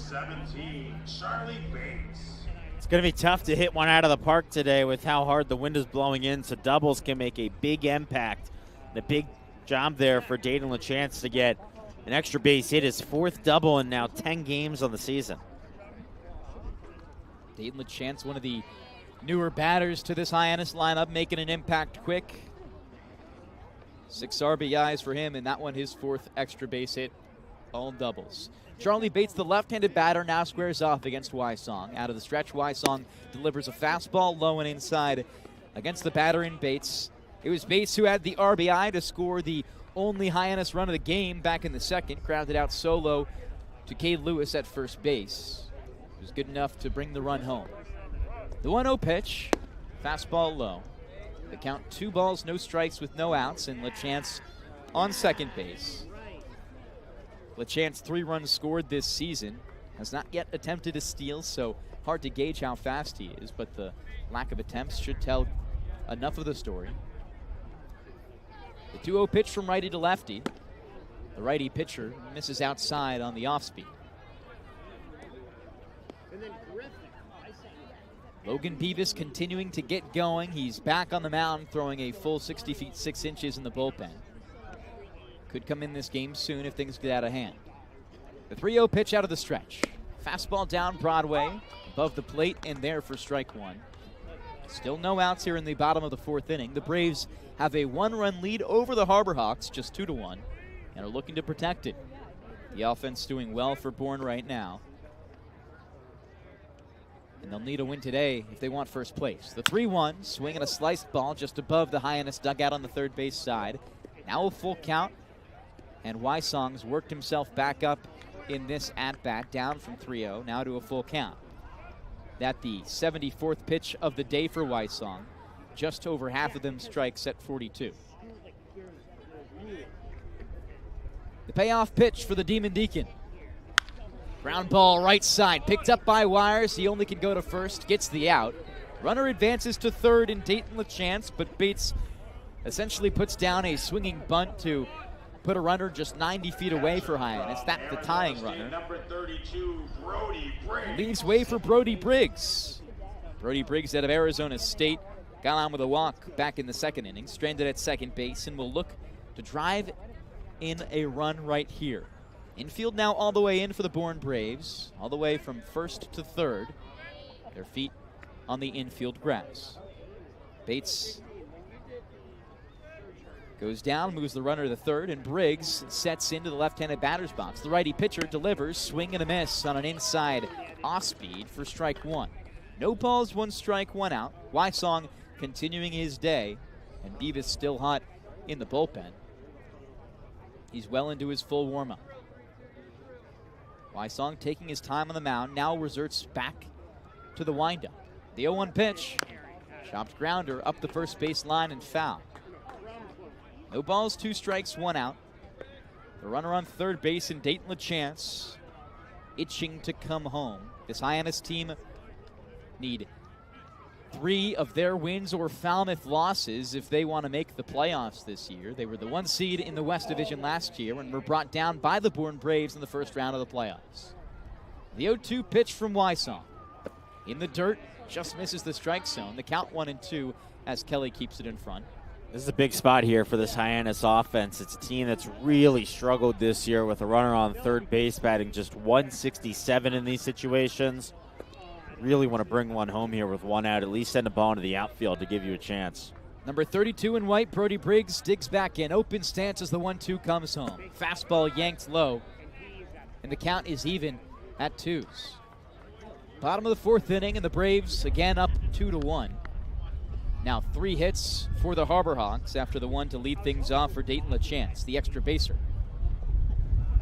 LaChance creeps down the third baseline. He stands with his hands on his hips, set to come home. The 2-2, off speed, bounces well out in front of the plate in the dirt. Check swing from the batter and Briggs. He doesn't come around. Full count now with 1 out. The runner on third could come home with the ball in play, but the infield set to make the throw at home. Everyone all the way in. Wind picking up here at McKeon Park. A little bit chillier now than it was a moment ago. 3-2 the count out of the line. The payoff pitch from Wysong. Fastball in the dirt. It's a base on balls for Brody Briggs to put runners on the corners. I wonder at what point Scott Landers decides to go to the bullpen. 45 strikes, 36 balls for Nate Wysong in this outing. He's just struggled to control it. Very similar to the last outing, 48 strikes, 38 balls. You know what you're going to get from Wysong. Look at that last outing. It was in the 4th inning when he started to blow up and gave up a number of runs. 9th batter in the order now in Sawyer Black. Black stands at the left side. The righty pitcher now out of the stretch. Off speed, past the swinging bat of Sawyer Black. Black got on with a base hit back in the 2nd. He drove Dayton LaChance into scoring position before LaChance was thrown out at home to end the 2nd inning. The 0-1 pitch outside of the plate. Black looking to make an impact here. Scored a run, had a walk in yesterday's game against Falmouth. Did go 0 for 1 in that game. His batting average at just .243 heading into this one. Does have 6 RBIs though. The 1-1 pitch, runners on the corners. Fastball just misses in. The count now to 2 balls and 1 strike with 1 out. The score 2-1 in the bottom of the 4th inning. On first base, Brody Briggs 0 for 1 stealing bags this season. So not the speediest runners in the base path for Hyannis. Here's Wysong, the 2-1. Gets one grounded right side. This could be 2. 4 to 6, it's there. The throw at first just late, and the runner scores for Hyannis. A tie ball game on the RBI. And Sawyer Black reaches on the fielder's choice and does exactly what Hyannis needed to square up the game at 2s. Bit of an awkward play there for the second baseman, Drew Wires. He kind of lost his footing as he fielded the ball. And the Hyannis trainer looks like she's on her way out to look at Sawyer Black. He may have gotten a bit shaken up running down the line on that play, but again, Drew Wires just kind of lost his footing as he went to second, so he couldn't get that much power behind the throw, and it made it really tough to then get the relay to first for the double play. Black was giving it all running down the line, and it seems like he may have pulled something.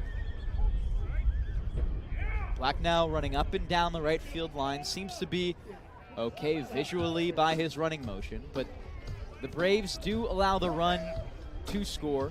Bourne and Hyannis tied at 2 apiece here in the bottom of the 4th inning, as Black will reset, and he's going to go to the dugout. It's Devon Mitchell coming into pinch run.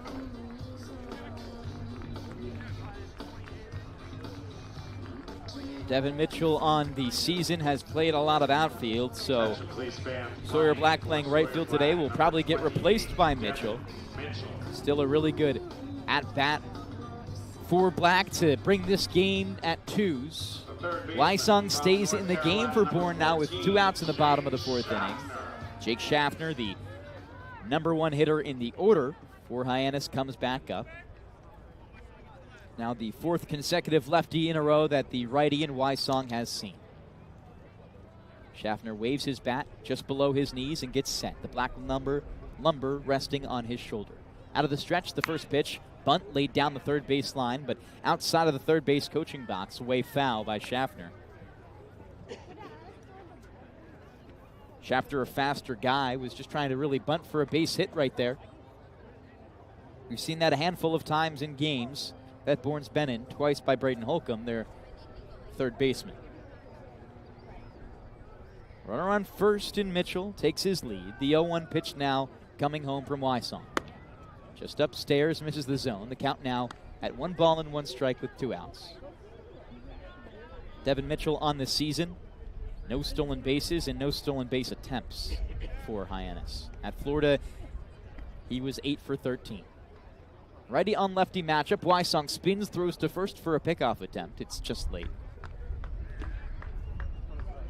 Mitchell safe, diving in head first. Cade Lewis, the first baseman, with both of his heels next to the first base bag, ready for a throw over. The rest of the infield straight up, no longer in on the grass. Another throw toward first. Lewis places the tag on the back of Mitchell. It's late. It's Schaffner, Prince, Doby right now at the plate on deck and in the hole. Schaffner an RBI yesterday, the only run scored of the game for Hyannis. Throw to the plate by Wysong, a nice off speed that catches the zone. That one just inside on the inner third, and the count 1-2. Wysong 1 strike away from going a complete 4 innings. He's yet to do that as a starter this season. The 1-2 pitch. Swing and a drifting foul ball left side. It's over the netting and out of play. Schaffner 0 for 2 so far. He began this game trying to get things going, but both of the innings he's been a part of were scoreless for Hyannis. That changes now with him at the plate.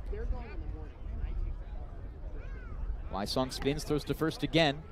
That throw just a little bit up the line as Cade Lewis catches it just on target, but is thrown back to the pitcher in Wysong. Unsuccessful attempt. Wysong looks over his left shoulder, now set at his belt. A deep breath, he comes home out of the stretch. Swing, the breaking ball is fouled off. We'll do it again on the 1-2 with 2 outs in the bottom of the 4th inning. 1 run already this inning for the Hyannis Harbor Hawks. That brings their total to 2 after scoring 1 back in the 2nd inning. The score tied with that crooked number. Schaffner waves his bat, crowding the plate in the middle of the lefty's batter's box. Here's the 1-2 pitch from Wysong. Kick and deal. Grounded just down on top of home plate. It is foul, and again, these at-bats raising in pitch count for Wysong to begin the 2nd inning. Had a 10-pitch at-bat. This one right here with a count just 1-2 at 6. Wysong looks at his left wrist at his pitch com. He hangs his right arm with the ball in hand. Has his pitch, now looks over at first, and now comes set at his belt. Looks down at home and kicks and deals. The 1-2 swing, and the breaking ball is again put foul on the 7th pitch of the at-bat. Schaffner really juicing everything he can out of this one. The top of the order, not very successful for Hyannis today. Schaffner 0 for 2, Prince 0 for 2, and Doby 0 for 1. The 1-2 pitch once again. Runner goes. The pitch is outside for a ball throw towards second high. The shortstop in Cooney just had to move towards first base to grab it. So it's a safe stolen base for Devon Mitchell, his first of the season.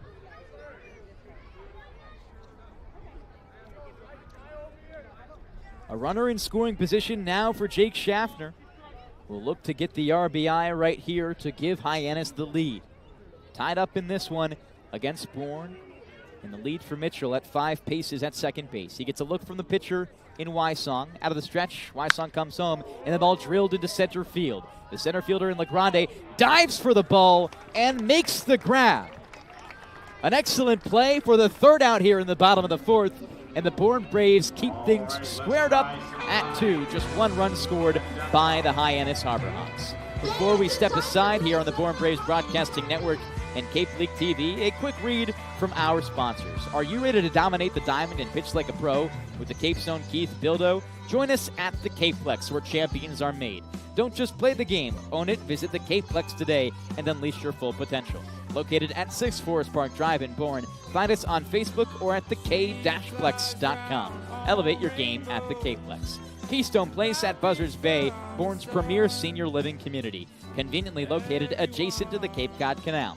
Visit us at Keystone Place at buzzardsbay.com. Chris Diaz back on the mound for Hyannis. On the other side, the Bourne bats up. Nathan Fink, and back to the top of the order with John LeGrande and Gavin Kelly. I can't outshine her for the life of me. Cape Cod Healthcare, we're committed to excellence and compassion in everything we do, like helping people maintain their active lifestyles. Our innovative orthopedic program combines advanced techniques and leading-edge technology with highly specialized teams, including our nationally recognized Center of Excellence for Joint Replacement. Our focus is getting you back to doing the things you love, in the place you love. The Center of Excellence and the quality of care that we can deliver makes all the difference to the patients. They understand that they can get the best care right here on Cape Cod. If you can dream it, if you can cruise in it, if you can summer in it, fish from it, or take it for a day at the beach, we can protect it. The Baldwin Group, protecting the possible.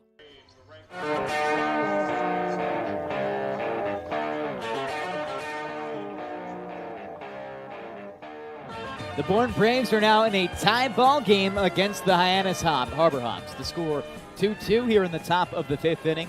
It goes 9-1-2 for Bourne offensively to start right here against the reliever in Chris Diaz, now in his third inning of work. Nathan Fink at the plate, a righty-on-righty matchup to begin. Diaz into the wind, the first pitch, swung on and put high back above the netting for strike number one. Fink so far has been productive. A base hit back in the third inning eventually led to him coming around to score. That was the game-leading run he scored to give the Bourne Braves the lead 2-1. The 0-1 pitch swung on and put into the outfield right side. That one way back at the wall, hits off of the wall, and the right fielder in Devon Mitchell just barely fields it. Storming towards second, the play close, and diving in safely is Nathan Fink.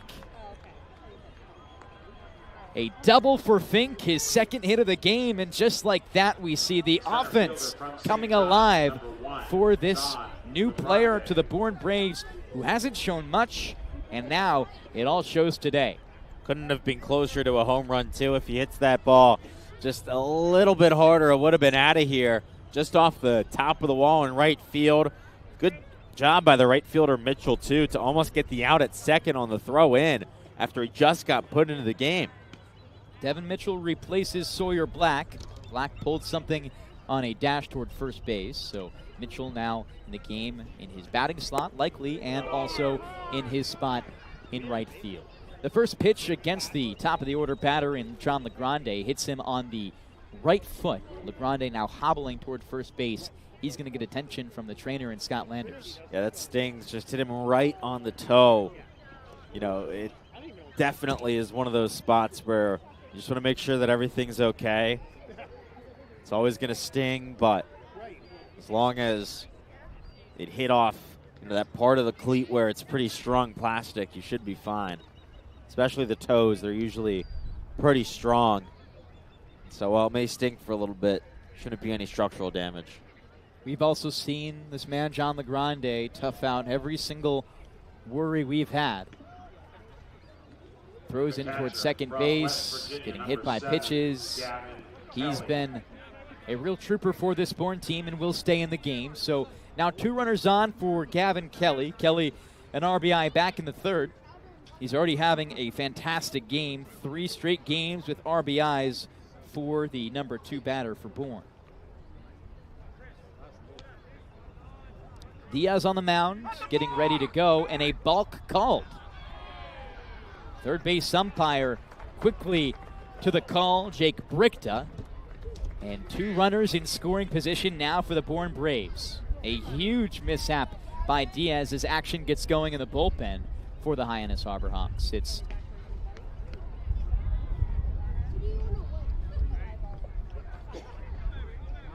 Justin Minaberry. As the first pitch to Kelly is put to the right side, backhanded by Ryan McKay. His turn and throw toward first is there, but the run scores for Bourne, and they're back on top here in the 5th inning. Good job there by Kelly to just put the ball in play and do what he needed to do to give his team the lead. Second time today that Bourne has had 2 in scoring position with no outs. The last time they only brought 2 home. You want to bring at least 2 home again here. Bourne take back the lead and are capitalizing on these runners in scoring position. John LaGrande now at third base, 90 feet away. He's a very, very fast batter. Leads this Bourne team in stolen bags with 20. So LaGrande will look to come home with Cade Lewis now at the plate. Lewis leads this team in RBIs with 16. Gavin Kelly now up to 13 RBIs with 2 already today. First pitch to Lewis, he swings and slices to left field. This could drop fair, just barely misses, and is 2 feet foul up the left field line.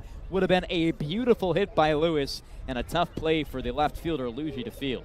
Wind blowing that in a little bit. It's coming in from right field, so anything down the left field line is just going to get a little bit of a push foul. And Lewis there, maybe if the wind was going the other way, could have found himself a double and gotten an RBI on it. But instead, he's got to get back into the box. Either way, a good swing there. All you got to do is just put the ball into the outfield, and John LaGrande, one of the fastest guys in the league, can come in to score, and your team can go up by 2. Righty on lefty matchup. Diaz out of the stretch on the mound, deals. Pitch misses outside. Diaz now seeing some tough waters here against Bourne. His last time 6 days ago facing the Braves, he went 2 innings with just 2 hits, 3 Ks, no runs allowed, no walks allowed. The 1-1 pitch outside, misses for ball 2. That one the fastball from Diaz. So Lewis stands back in. Yellow Wake Forest colored batting gloves for the Demon Deacon. All of the infield in, the pitch grounded just back behind home plate by Lewis. Schaffner, Bates, McKay, and Doby, the Hyannis infield from left to right, ready to make the play at home. The count 1-2 with 1 out in the top of the 5th here. The score 3-2 in favor of Bourne. The pitch grounded right side. The play not going to come home as McKay looks out the runner at third base, and a throw toward first for out number 2. Cade Lewis goes down and can't bring in the run, so now it's Braden Holcomb's turn. Holcomb has been a very, very good batter in the month of July, has an RBI today, and is batting .278. Just last month in June, started the season batting in the 140s. He's completely turned his season around and will continue to add to his resume right here if he can get an RBI.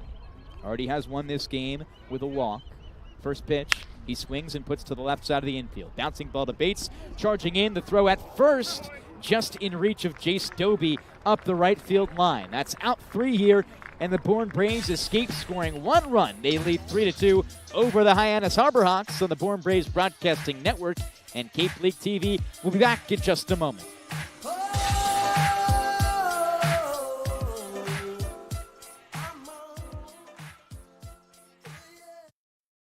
Here at the Mass State Lottery, we're known for our monster wins. But there's no bigger win than the $1 billion we provide each year to support all 351 cities and towns in Massachusetts. In our game, we know that supporting local businesses and helping communities is how we all win. Because at the lottery, we're all playing for the home team. The Mass State Lottery. Welcome to the state of winning. One source has it all. The pros' go-to rental choice for the newest and most reliable equipment for any job. One source that has a team you can rely on, the people and a name you trust, with the tools you need. One source with a location near you and wherever the work takes you. Milton Rents, the right equipment when and where you need it. There hasn't been a ton of training when it comes to bat speed or products for players to be able to train bat speed.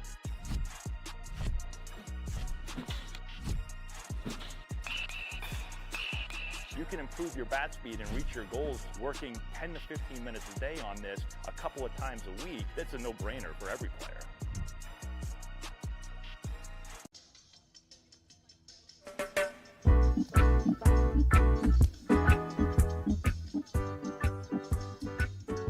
We're halfway through here at McKeon Park. Now the bottom of the 5th inning between the Bourne Braves and the Hyannis Harbor Hawks. A one-run top of the 5th gives Bourne the lead back. It's 3-2 in favor of the Bravos, and Hyannis will once again look to tie this game or take the lead, as they did so back in the bottom of the 4th inning.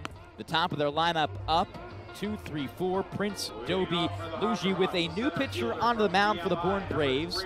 Nate Wysong ends his start. 4 innings pitched, 3 hits, 2 runs both earned, with 4 walks and 2 Ks. Logan Beavis has a 5-pitch mix: fastball, slider, curveball, changeup, and cutter. He's appeared in 7 appearances for the Bourne Braves, and will set in here. All of them in relief, most of them toward the back half of the game. So a middle relief appearance here. The first pitch across the plate to Owen Prince, and there for strike 1. Prince, a ground out to third and a strikeout so far today. Was talking about it last inning, but the top of the order not performing so far for the Hyannis Harbor Hawks, something they'd like to get going if they want to take this ball game back. The 0-1 again over the plate. The fastball for Beavis there. No balls and 2 strikes with no outs in the bottom of the 5th inning. Beavis going to have a lot of pressure right here. Every game matters more this part of the season. Just 4 left as his 0-2 pitch sails high. The breaking ball misses. 1 ball, 2 strikes. Bourne leading this game 3-2. Have to worry about other games too, depending on where they seed themselves. But with a win today, do clinch the playoffs. This the 4th to last game of the season. Regular season, that is. The 1-2. Swing and a nicked ball back. It jet streams into the netting. And we're again in the count. 1 balls and 2 strikes. Even if the Braves don't win today, they can still clinch with a Falmouth loss. The Chatham Anglers lead Falmouth right now by a score of 3-0. They're in the top of the 7th inning. The other important game for the Braves as Beavis delivers a strike 3 pitch, looking on the outside edge to Prince for out 1. The other important game for the Braves is between Brewster and Wareham. Right now the Whitecaps leading the Gatemen 7-1 in the top of the 5th inning. That game far from over though. Anything can happen. That Wareham team, a powerful offense.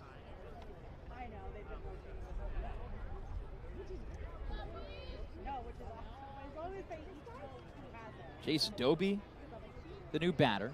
He swings and sharply grounds one to the right side off the inside part of his bat. Second baseman in Wires gobbles it up and throws toward first.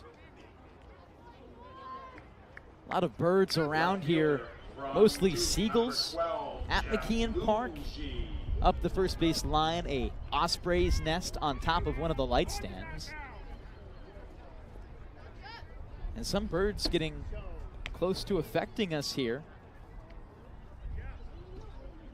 2 outs in the bottom of the 5th inning now. Jeffrey Luigi up. Seagulls were coming out onto the mound, and as you're looking up right now, Adam, back in 2004, or rather was it 2001, as Grounder is put toward first base, picked up by Lewis. He steps on first for out 3, so a really quick inning to start. We'll talk more about that bird baseball instance on the other side of this 5th inning break.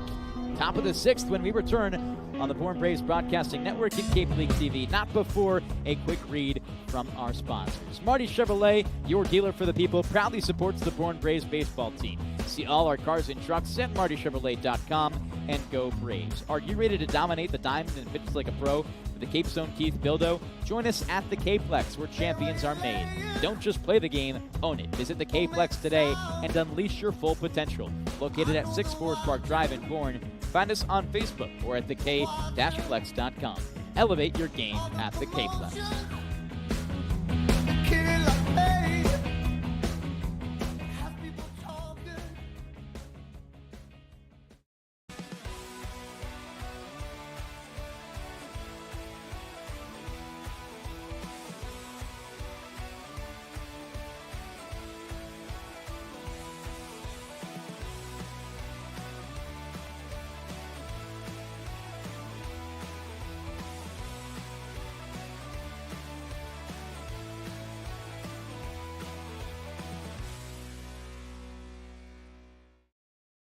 We're offering 0% for 60 months on CAT's new lineup of compact track loaders. That's 0% for machines that have been redesigned from the ground up. 0% for new features and big comfort. Nice cab, heated seat, great machine. 0% for more power and performance. Picked up a big 4,000-pound block like it was nothing. 0% for work tools too. But there's a 0% chance this offer will last. So contact Milton Cat before there's 0 time left. Cape Cod 5 is proud to be the official banking partner of the Cape Cod Baseball League. Cape Cod 5 offers a broad range of financial products and services tailored for every stage in your financial journey. Reach out to us. We're here to help.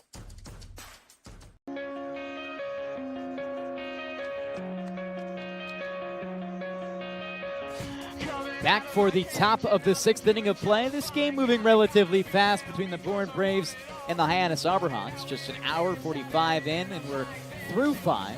Bourne up 3-2 as they bring their bats back out, beginning with the really solid slugger in Cal Sefcik. The right-hander faces a new pitcher in Justin Minneberry to start. That ends the day of Chris Diaz. Diaz's final line in relief is as follows. 3 innings pitched, just 1 hit, 1 earned run with a walk, no strikeouts.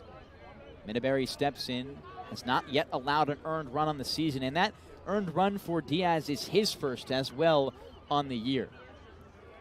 The righty pitcher squats into his stance. Out of the stretch, delivers the first pitch to Sefcik. Sefcik swings and puts it high back above the first base netting. It's out of play on the away stand side.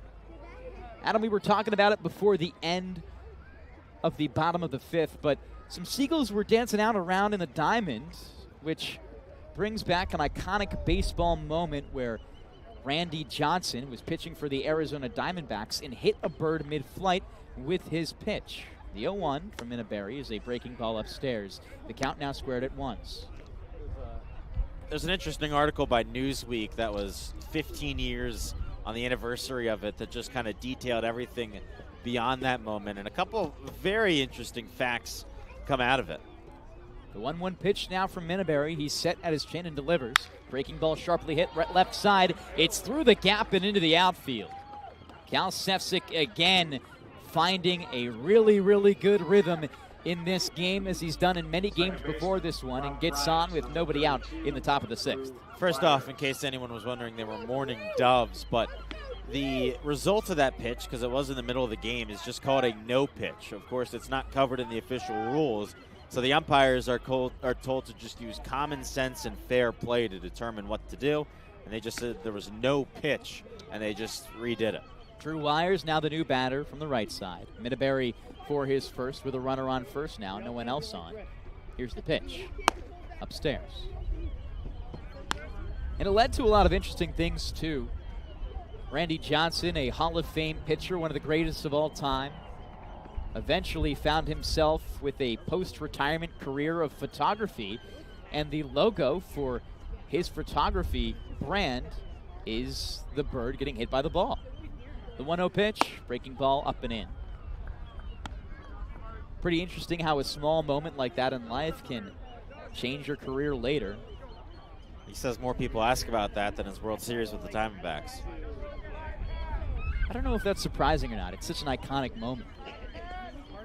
Top of the 6th, 2 balls, no strikes. Minneberry's delivery, swing and a miss. Big one there from Wires. The right-handed batter already has been seeing some power today, but 0 for 2, both flyouts to right field. In his last 3 games, he's gone 0 for 2, 0 for 3, 0 for 3, and before that, 0 for 4. The 2-1 pitch, just inside. The count runs up to 3 balls and 1 strike with no outs. The Bourne Braves leading 3-2. Another look around the league. The 2 games important to follow: Chatham and Falmouth, as well as Brewster and Wareham. Those scores the same as before. Chatham up 3-0 and Brewster up 7-1. Minneberry at his chin. Sets and deals. It's upstairs, and that'll be a walk for Drew Wires. Now you really want to see this Bourne offense add on here in the top of the 6th inning. They've had opportunities in this game. In the last inning, it was 2 on with no outs. The inning before that, they went down 1-2-3, but one before that, they had the bases loaded with no outs. So they've only come up with 3 runs with no outs and runners in scoring position up to this point. Now you want at least, 2 or 3 in this inning to really add on and get some insurance, give your team, a little bit of breathing room before you get into the latter innings. Minneberry now dealing with some adversity. Jason Torres at the plate. 3 righties to start the inning for the right-handed pitcher. Minneberry had only appeared in 1 1/3 innings for the Harbor Hawks heading into this one. Just 2 games out of FAU. He set at his belt now, brings it up to his chin. Looks at second base at Sefcik. Now home and comes with home with a pitch. Bunt shown by Torres. He brings it back and a called strike given nonetheless. No balls, 1 strike. Yeah. So this one just like public school grading scale. A is 84 to 1. Minneberry again seeing this Bourne offense find their rhythm. Bunt comes down again. This one popped up the first base line and excellently played on by Doby. Charges in, makes the grab almost by the on-deck circle for Bourne, and that's out 1. Just an unlucky ricochet off the bat. Really good play there by the first baseman, Doby, to read it off the bat and understand that he was going to have a chance on that ball. Goes full speed, full sprint after it, and brings it in. 1 out now with runners on 1 and 2. Bourne would like to score at least 1 here, bring their lead to 2. Right now, they score 3-2 in favor of Bourne. Ryan Cooney at the plate, the 4th straight righty against Minneberry. He's out of the stretch on the center of the rubber and comes home with the first pitch. Breaking ball way up and in. Cooney turns his head toward the backstop to avoid getting hit. Cooney finding success already today. 1 for 2, a base hit back in the 7th, went into the outfield. Would love another one right here that could drive in Sefcik at second.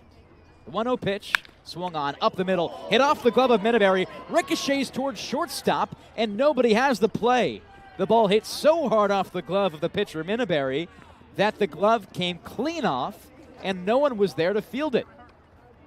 The third baseman in Schaffner went to cover third base, and the shortstop at base went to cover second in case Minneberry had it, which they thought he did when he wanted to throw it. Just a very awkward play, and now if you're Bourne, you got to take advantage of it. Bases loaded again for the 2nd time today. Brought home just 2 the last time you had him loaded. At the plate is Nathan Fink. Nearly had a home run his last time up. He grounds one to the left side. This one could be 2. The run does come home to score, but the double play is there, so the run can't. A Charlie Bates, Ryan McKay, Jace Doby, 6-4-3 double play to end the inning, and just like that, the Bourne Braves keep things at a 3-2 ball game. Logan Beavis, after a really efficient outing, will come back onto the mound and keep things clean for Bourne.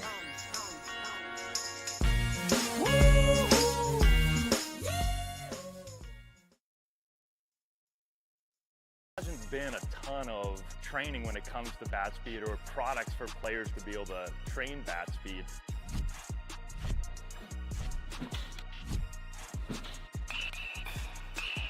You can improve your bat speed and reach your goals working 10 to 15 minutes a day on this a couple of times a week. That's a no-brainer for every player. Here at the Mass State Lottery, we're known for our monster wins.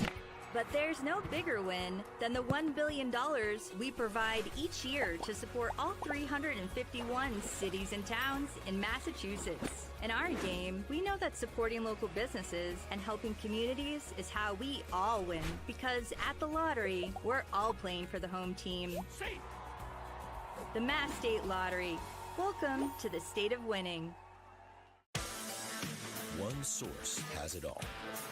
The pros' go-to rental choice for the newest and most reliable equipment for any job. One source that has a team you can rely on, the people and a name you trust, with the tools you need. One source with a location near you and wherever the work takes you. Milton Rents, the right equipment when and where you need it.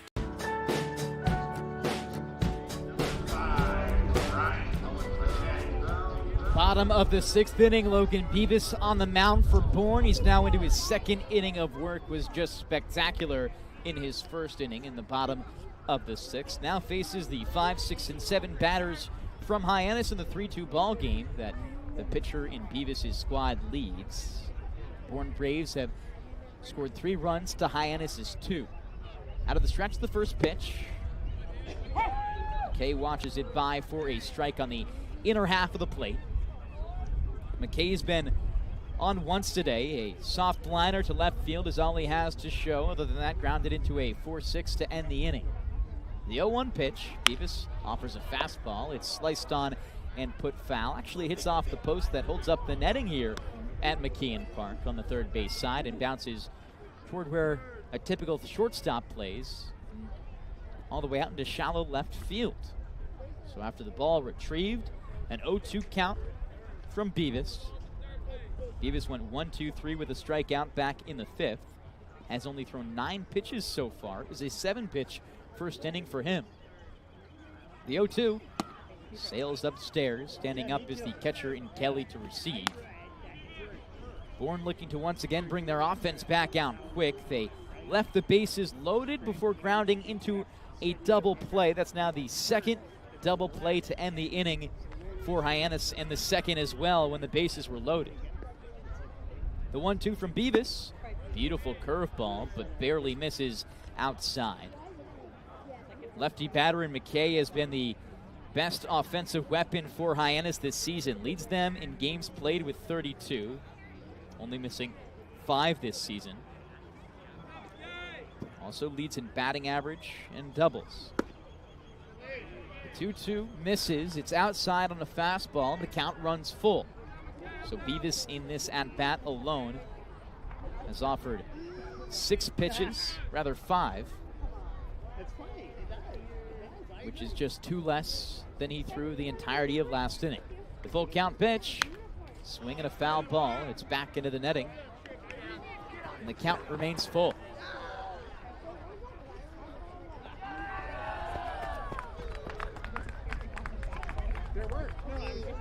This Hyannis team has scored 1 run in the bottom of the 2nd and another in the bottom of the 4th. 1 run here could tie it. The big game today is the 3-2.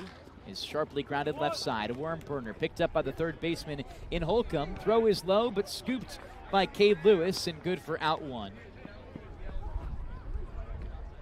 Beavis remains perfect. Hitter from Oklahoma, number 44, Dayton.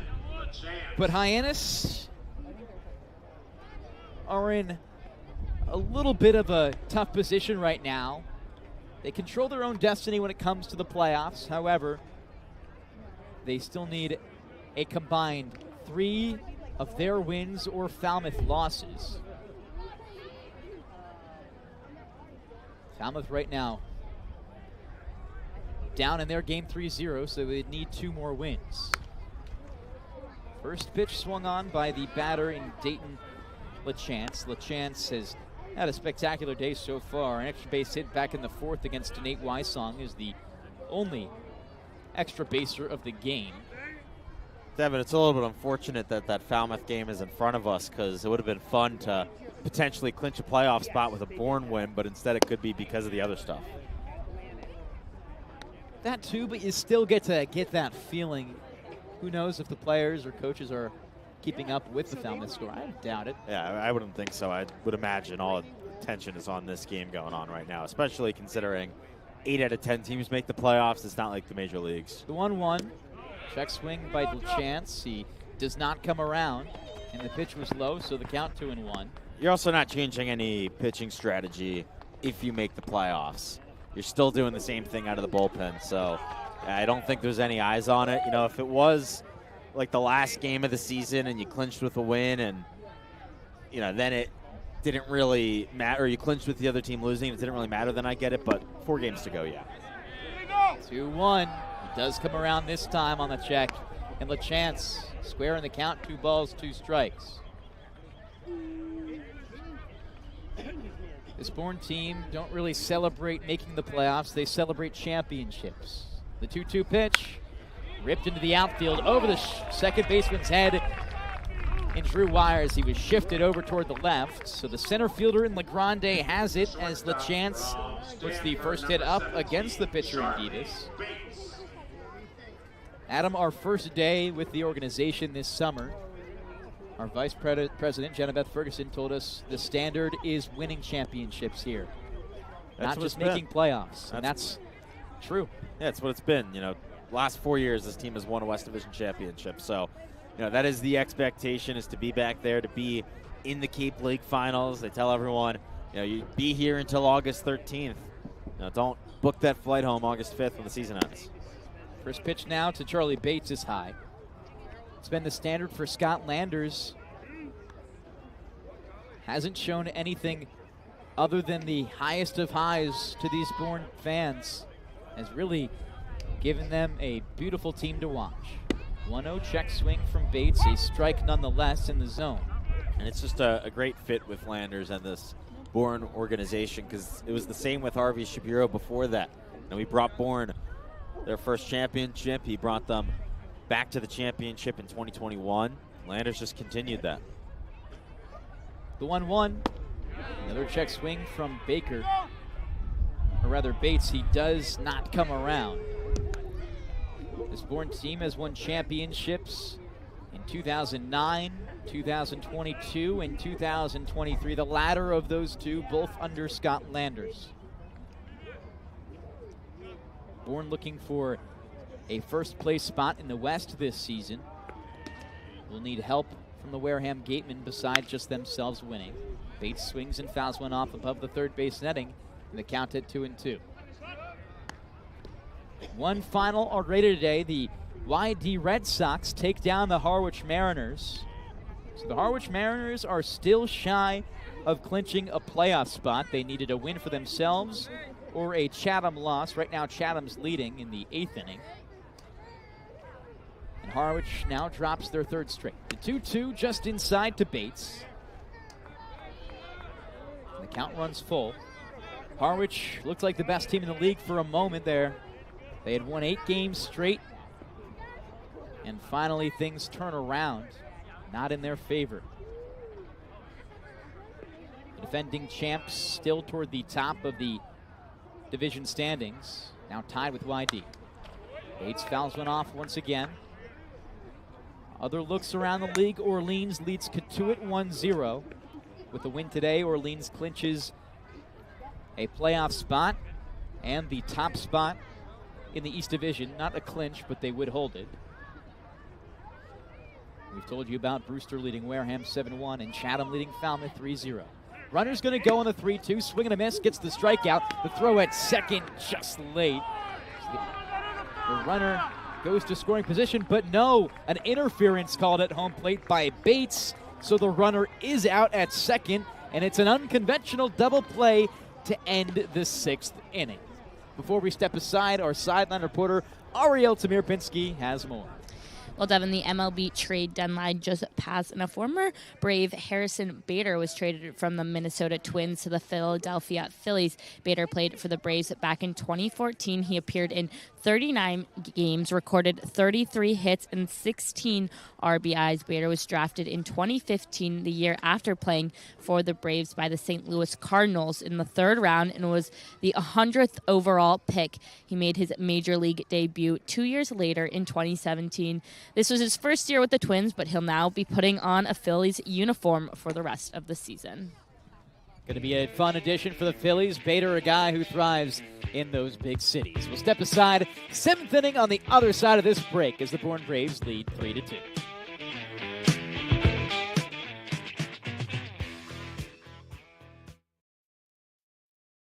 Offering 0% for 60 months on CAT's new lineup of compact track loaders. That's 0% for machines that have been redesigned from the ground up. 0% for new features and big comfort. Nice cab, heated seat, great machine.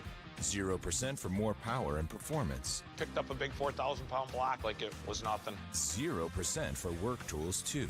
But there's a 0% chance this offer will last. So contact Milton Cat before there's 0 time left.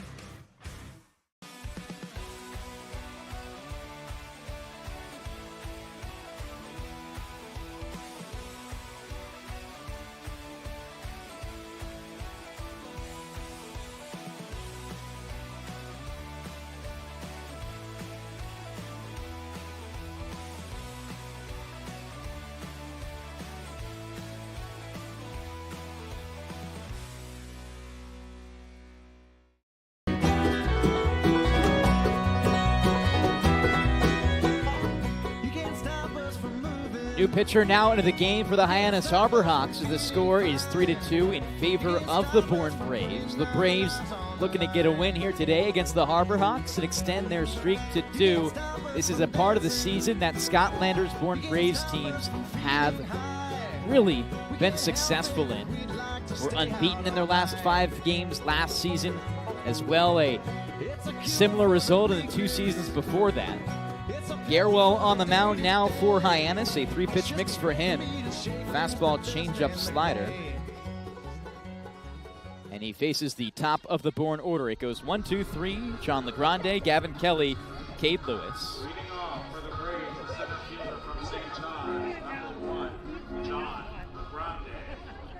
LeGrande has reached base twice so far after going down back in the first, has reached on a walk and a hit by pitch. So 2 free passes, a patient day for LeGrande. And the first pitch from the lefty comes home.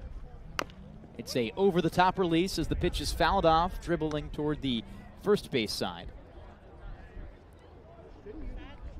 Justin Minneberry, the pitcher before, finishes his day with 1 inning pitched, 2 hits, no earned runs, with 1 walk and no strikeouts, but did get into a little bit of trouble, leaving the bases loaded before the double play. Here's the 0-1 now, lefty on lefty. Swing from John LeGrande, and it's out of play.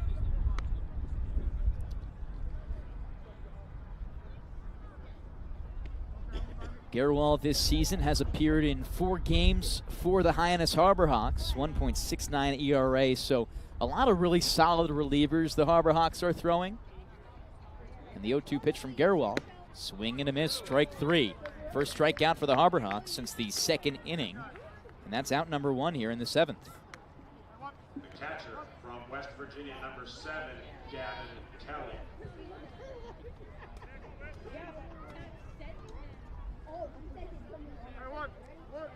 Gavin Kelly now digs in. Bourne looking to add insurance to their lead of just 1 right now in the top of the 7th. Gavin Kelly in his last 2 at-bats, RBIs, 4-3 ground out, and a base hit in the 3rd.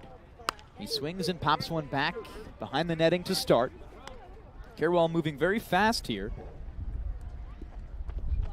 Only 5 1/3 innings pitched for him. He has been very efficient, though, only allowing 1 total earned run in the season. 5 walks to 5 strikeouts going into this game as well. Kelly swings and bounces the 0-1 foul, the count 0-2. And the Stanford pitcher is now in his 2nd season of summer ball, was in the California Collegiate League last season with Santa Clara. Rather, 2 seasons ago in 2023. Here's the 0-2 pitch. Another foul ball.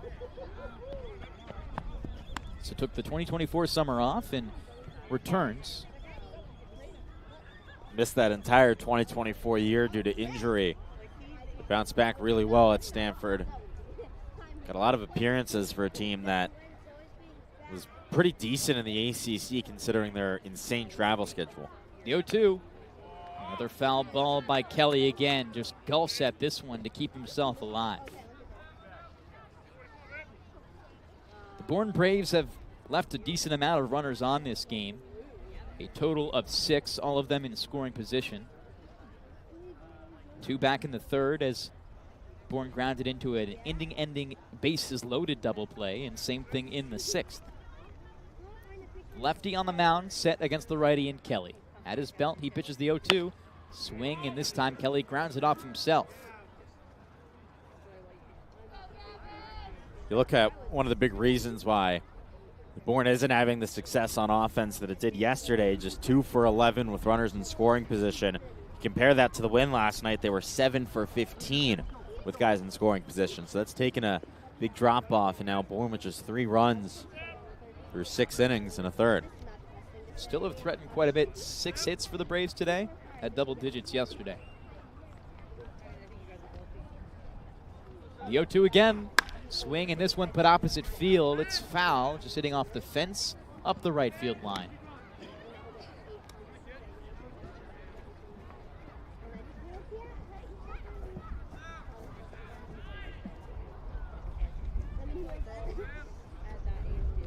Bourne looking to advance above 500 in today's game. They have yet to be above 500 this season. They've had 5 chances. The 0-2, swing and a miss, strike 3. Back-to-back Ks swinging for Gabriella. That's out number 2 here in the 7th. And he's looking good in relief for Hyannis. Now he faces Cade Lewis. Number 23, Cade Lewis. Cade Lewis, he's been with this team since day one. This is only, or rather not only, but it's his 34th game. He's missed only 3 games this season for Bourne. Had a hit back in the first inning.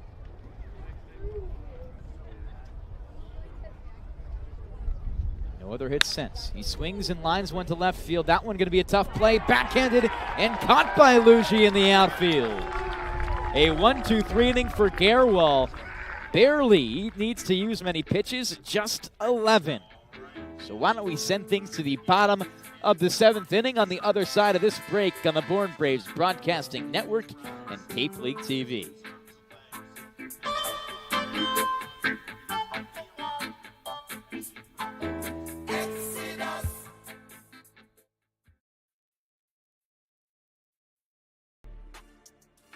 You can make any bat feel lighter by adding a velo puck knob. Instead of having to go get a whole entirely new bat, you can simply add the puck to it. Players can use this with any bat. It's basically going to shift the weight of the bat a little bit more towards the hands. Players are able to hit the ball a lot harder just by simply adding the puck on. If you can dream it, if you can cruise in it, if you can summer in it, fish from it, or take it for a day at the beach, we can protect it. The Baldwin Group, protecting the possible. Cape Cod 5 is proud to be the official banking partner of the Cape Cod Baseball League. Cape Cod 5 offers a broad range of financial products and services tailored for every stage in your financing journey. Reach out to us. We're here to help. We're offering 0% for 60 months on CAT's new lineup of compact track loaders. That's 0% for machines that have been redesigned from the ground up. 0% for new features and big comfort. Nice cab, heated seat, great machine. 0% for more power and performance. Picked up a big 4,000-pound block like it was nothing. 0% for work tools too. But there's a 0% chance this offer will last. So contact Milton Cat before there's 0 time left.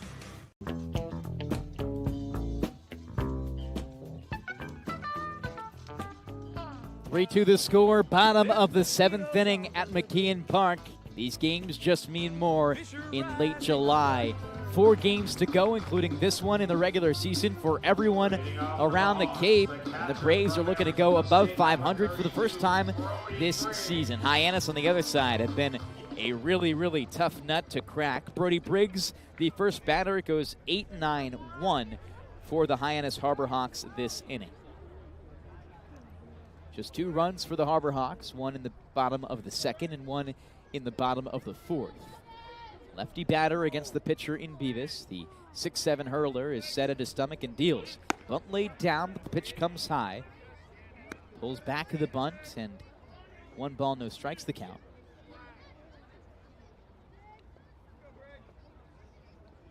Some developments in the games around the league. Falmouth have the bases loaded in the bottom of the 8th and have already scored 1. It's a 3-1 score now as the 1-0 pitch finds the zone from Beavis. So that game could really impact things. With a win today, Bourne clinched the playoffs, but if they don't win, they would enjoy a Falmouth loss to also clinch. Shot him up 3-1, but with no outs and the bases loaded, that score could surely flip. The 1-1 from Beavis, just inside on the breaking ball. 2 balls, 1 strike the count with no outs. The score's still the same between Brewster and Wareham. Brewster up 7-1 at Spillane Field, and at Eldridge Park, Katuitt is down 1-0 to the Firebirds. No outs here in the bottom of the 7th inning. The 2-1 pitch. Fastball outside edge of the zone for strike 2. We'll keep a close eye on that Chatham-Falmouth game due to the implications it has not only for Hyannis, but for Bourne especially, and even the entire East Division. The 2-2.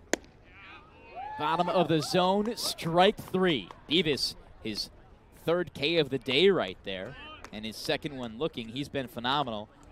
Has faced the minimum in his first 2 innings, just allowing 1 hit. And now through his 7th, he's now on to his 8th. A pinch hitter for Devon Mitchell. Gabe Camacho comes into the game for Mitchell. It was Mitchell who replaced Sawyer Black, and now Mitchell gets replaced by Camacho. Camacho out of University of California, San Diego, steps in now in his 23rd game with the Harbor Hawks, batting .241. First pitch from Beavis. He swings and drills to the left side. That one drops and runs up the line. Rounding towards second is Camacho, but he puts on the brakes. Left fielder Sefcik quickly throws it in. A smart decision by Camacho, but an early impact for the pinch hitter. And just like that, Hyannis have got something brewing here in bottom 7 with the pinch hit single. Good decision there to stop at first. Cal Sefcik did a great job of getting to that ball in time. We've seen his arm strength already on full display at times this summer, so would have been a very close play at second, probably out if Camacho kept turning. So Camacho's at first. Jake Schaffner now up. He's 0 for 3 so far today. The lefty squats into the lefty's batter's box. Golfs at the first pitch, swings and misses. It's an 0-1 count. Camacho, when it comes to stealing bags, well, he's 3 for 3. Could certainly make an impact here. No balls, 1 strike, 1 out. Beavis set to pitch and fires. Pitch is high. The count 0-1. Action going in the bullpen now for the Braves. Just some simple stand-up tossing at the moment. Back at the plate, Beavis looks over his left shoulder at first at Camacho. Now peers in at home plate. The 0-1 pitch. Swing and a grounder up the first base line, but to the first base coaching box. The count was 1-2 and remains that way.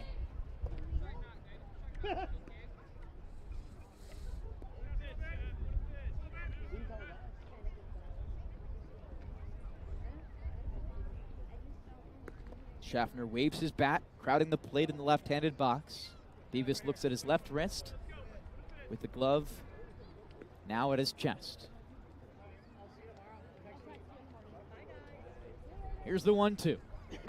Fastball misses outside. That squares the count to 2 balls and 2 strikes. Beavis already went out here in the bottom of the 7th, and the score 3-2 in favor of Bourne. The 2-2, swing and a miss, strike 3. 4th K of the day for Beavis. He's looking excellent today, maybe his best outing on deck on the season with the way he's pitching right now.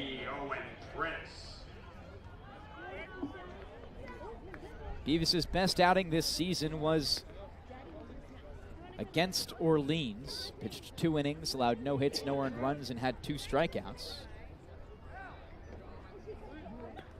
It's Timmy Lawson getting going in the bullpen for Bourne as the first pitch of the at-bat to Prince is just inside. Bourne have yet to see Lawson, just arrived to the team today actually, but the rising sophomore to University of North Carolina Chapel Hill appeared in a few games for the Tar Heels, just 9 to be exact, and had a 5.5 ERA.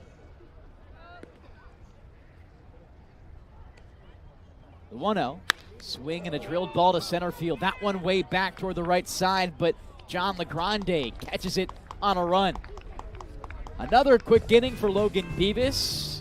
We bring things to the 8th inning of play on the other side of this break. Adam Gotkin as your play-by-play when we return the Bourne Braves Broadcasting Network and Cape League TV.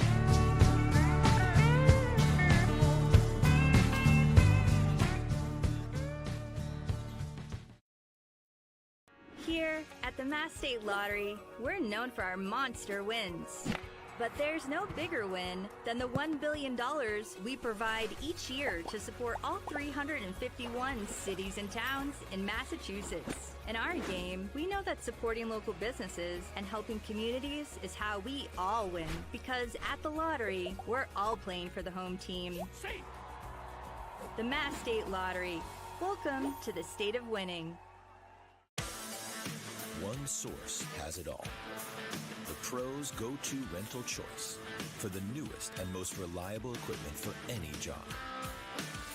One source that has a team you can rely on, the people and a name you trust, with the tools you need.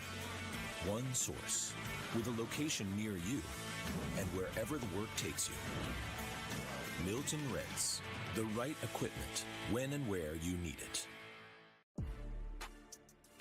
You can make any bat feel lighter by adding a velo puck knob. Instead of having to go get a whole entirely new bat, you can simply add the puck to it.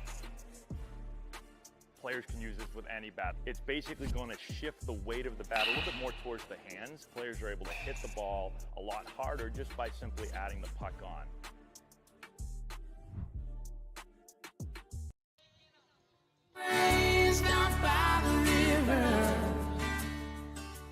Into the 8th inning here at McKeon Park. The Bourne Braves lead the Hyannis Harbor Hawks 3-2. And time for some insurance for this offense. They went down 1-2-3 in the last inning, and I'd like to at least get a runner on here in the 8th to try and help out this Bourne pitching staff. It's Sam Garwell back out onto the mound, the left-hander out of Stanford. In the middle of the order up for the Braves, Braden Holcomb leads things off. He's 0 for 2 today with a bases-loaded walk in RBI. Garwell's first pitch, here it comes. Called strike on the outside part of the zone. Do you have an update in that Falmouth-Chatham game? The Commodores have taken the lead. They lead 4-3 in the bottom of the 8th, so they got a chance to win that one, just 3 outs away from a victory to keep their season alive, as the 0-1 pitch is swung on and missed. Bourne, again, does clinch a playoff spot with a Falmouth loss. However, they can also clinch one with a win. By the way, there have been some changes defensively for the Harbor Hawks as the 0-2 pitch is hit high and foul down the right field line. Gabe Camacho is in at first base after he came in as a pinch hitter. And the first baseman, Jay Stobie, has moved into right field.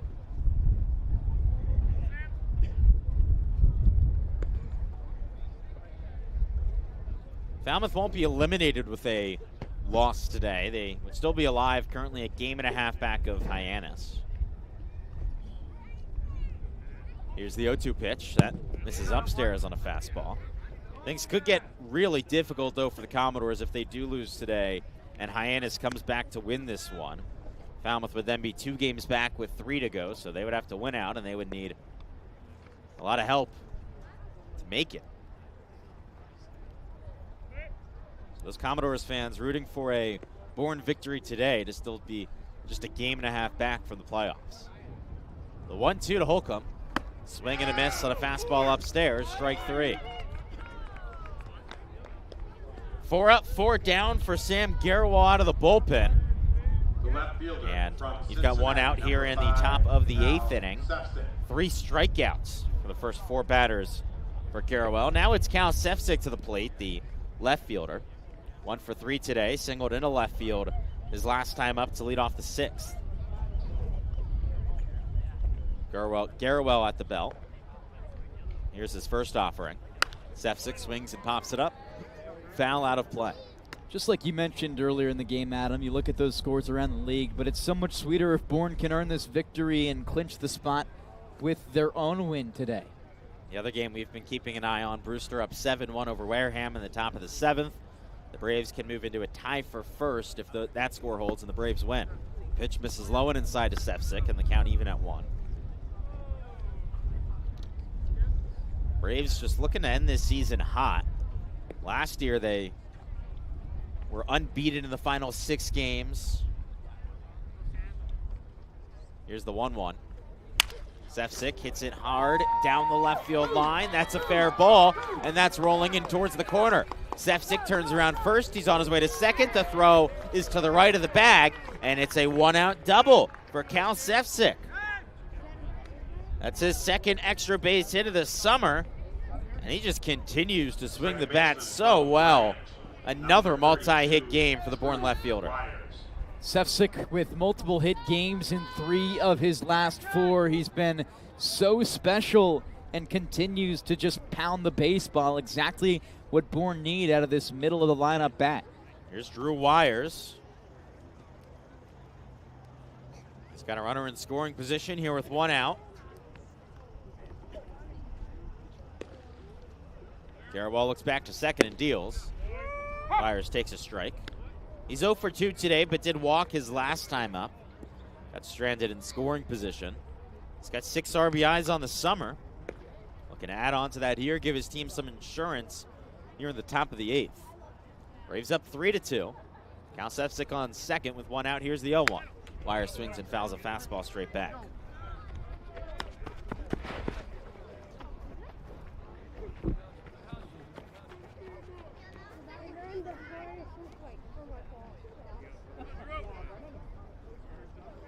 Drew Wires currently 0 for his last 13, looking to break that slump right here.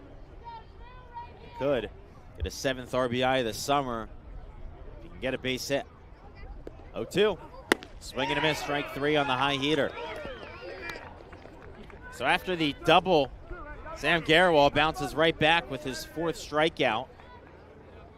Now it's Jason Torres, the designated hitter. He's 0 for 3 today. The Alabama product is coming off of his best game of the summer after going 2 for 3 yesterday. Didn't get any RBIs in that game. He still got just 1 run batted in this year, but again, Bourne really could use some insurance here with Sefcik on second after the 1-out double. Gabriella looks back to the runner and now deals. Torres thought about swinging. He took a breaking ball at the knees, and the home plate umpire, Ryan Demare, calls it a strike. Hyannis defensively playing straight up against Torres. Maybe a little bit shifted to the left against the right-handed hitter, the third baseman. Schaffner playing pretty close to the line. 0-1. Breaking ball upstairs, a called strike. It's 0-2. Gabriella's been incredible with his control since coming in out of the bullpen. 22 strikes, 2 balls. And he's got an 0-2 count here with 2 outs in the top of the 8th inning. The Stanford pitcher coming up on his 25th pitch of the outing. Here it is. Torres swings and fouls it back off the netting, and Bama third baseman, who's the designated hitter today, stays alive. Torres takes a few seconds out of the box, adjusts his gloves before digging back in. He taps his bat 3 times against home plate, swings it forward, and settles into the box. Cal Sefcik on second. He could score on a base hit. 2 outs, the 0-2 pitch, here it comes. Torres gets a piece of it, fouls it back. The catcher, Briggs, says he holds on to it. And he's arguing now, saying that that should be the 3rd strike, and the umpires are going to talk about it. Briggs is doing everything he can to try and sell this. He's on his way back to the dugout. He's saying he held on to it. Doesn't seem like his teammates necessarily agree. Brody Briggs is almost entirely back into the dugout, and none of the other Hyannis players have moved at all. But they do say he held on to it. After a conversation up the first base line, Brody Briggs did hold on to the drop 3rd strike. Scott Landers is losing his mind out of the Bourne dugout. We're done with the top of the 8th inning on a controversial strike 3 call. We're into the bottom of the 8th. The Braves still lead at 3-2. The Harbor Hawks send 3-4-5 to the plate.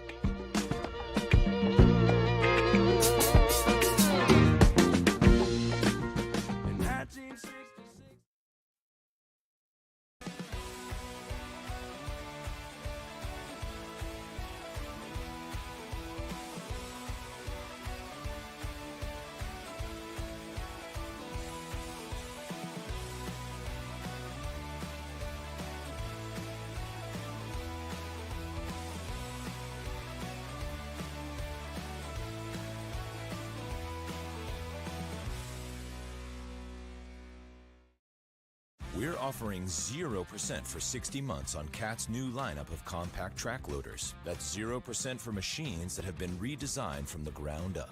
0% for new features and big comfort. Nice cab, heated seat, great machine. 0% for more power and performance. Picked up a big 4,000-pound block like it was nothing. 0% for work tools too. But there's a 0% chance this offer will last. So contact Milton Cat before there's 0 time left. Cape Cod 5 is proud to be the official banking partner of the Cape Cod Baseball League. Cape Cod 5 offers a broad range of financial products and services tailored for every stage in your financial journey. Reach out to us. We're here to help.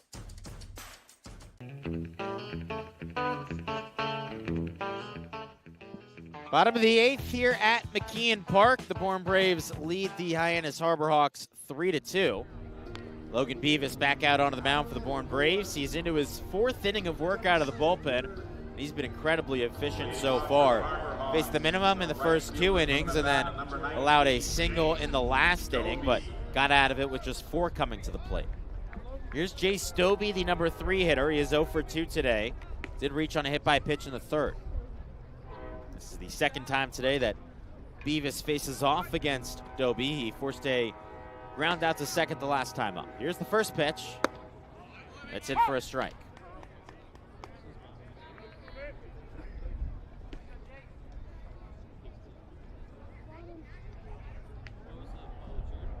Beavis following up what was an incredible bullpen performance yesterday by the Braves. Here's his 0-1. Swing and a miss. Well out in front of the off-speed is Dobie. Jack Brown went 4 innings out of the bullpen for Bourne last night, and he got 3 1-2-3 innings, allowed just 1 hit in 4. Here's the 0-2. That bounces in front of the plate.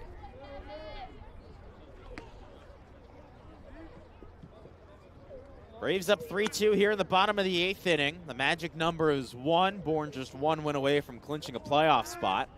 They could also clinch if Chatham beats Falmouth, but currently the Commodores up 4-3 in the top of the 9th and just 2 outs away from winning it. Here's the 1-2.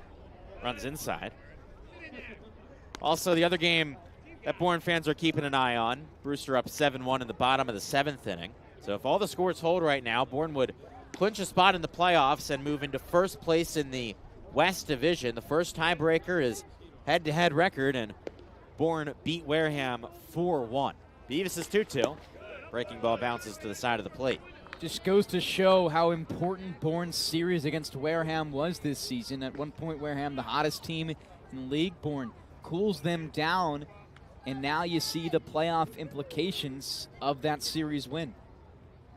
Beavis set. Here's the 3-2. That runs inside for ball 4. So it's a leadoff walk to Jay Stobie here in the bottom of the 8th inning. Bourne actually holds both the first and second tiebreakers against the Wareham Gatemen. They won the head-to-head, and also Bourne has been much better in West Division games than Wareham, 11-7. Wareham 8-9. Logan Beavis' day is done out on the mound. Scott Landers out of the dugout, points to the bullpen. So we have a pitching change here in the bottom of the 8th inning. It'll be Will Whalen who comes out, the lefty out of Minnesota, to try and shut this game down. We'll be back in a moment here on the Bourne Braves Broadcast Network and Cape League TV.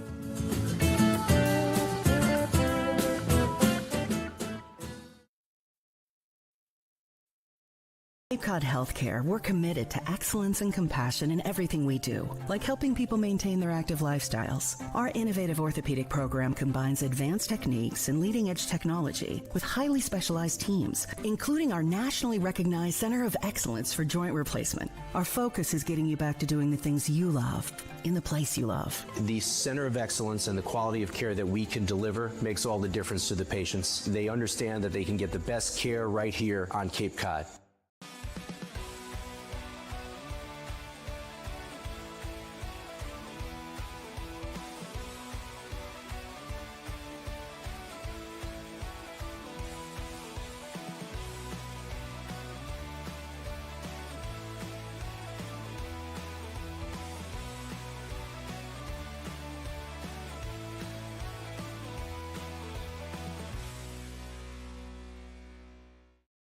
There hasn't been a ton of training when it comes to bat speed or products for players to be able to train bat speed.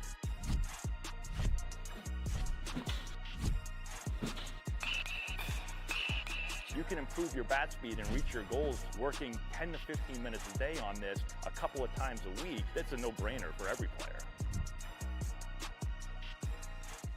Here at the Mass State Lottery, we know there's no bigger win than the $1 billion we provide each year to support all 351 cities and towns in Massachusetts. Now that's how we all win. The Mass State Lottery. Welcome to the state of winning.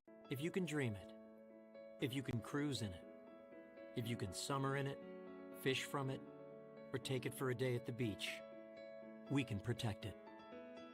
The Baldwin Group. Protecting the...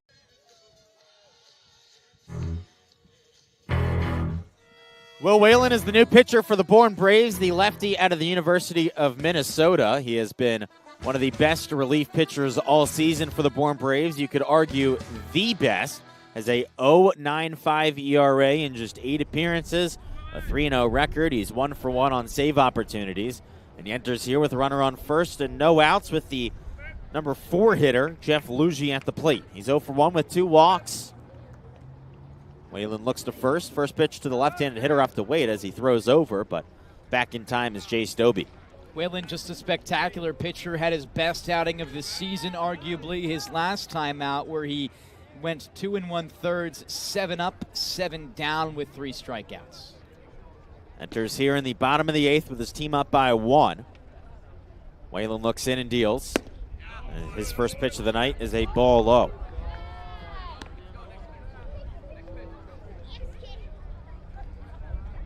Chatham making things interesting at that game at Gov Fuller Field in the top of the 9th. They've put runners on first and second with 1 out.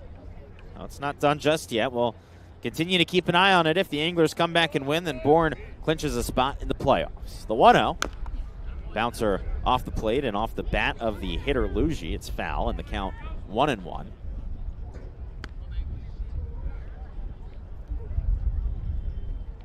Braves end their season with 3 divisional games, and then last game of the season will be out of the division against the YD Red Sox. Tomorrow a matchup against Falmouth, Saturday against Katuitt. Here's the 1-1. Misses high. The reason that Bourne plays its last game of the season out of division, which sounds a little bit odd, is because there's 5 teams in a division, so someone has to play the other side, and it's Bourne taking on YD Sunday. Every other game is in division. The 2-1. Misses low on a heater. It's a chilly night here at McKeon Park, one of the colder nights we've had in a while. Some low clouds starting to make their way into the field. Whalen looks over to first. Here's his 3-1. That's fouled off. We're expecting some pretty heavy rain throughout the night tonight, so keep an eye on our Bourne Braves social media pages at Bourne Braves for any updates on tomorrow's game. We hope that all the rain stays away. There were some pretty bad storms up and down the entire East Coast today, and luckily they all stayed pretty far north of us. Tomorrow and tonight seems like we could get some storms. They'll all be gone by the middle of the day tomorrow, which is good. The 3-2, swing and a miss, strike 3. Whalen falls behind, bounces right back, and he starts his day with a K.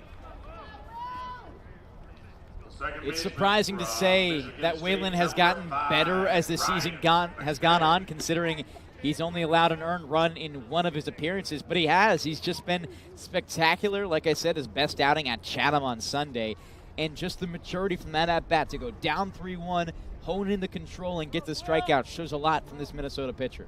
Ryan McKay, the left-handed hitter in the box. Whalen's first pitch. Misses low.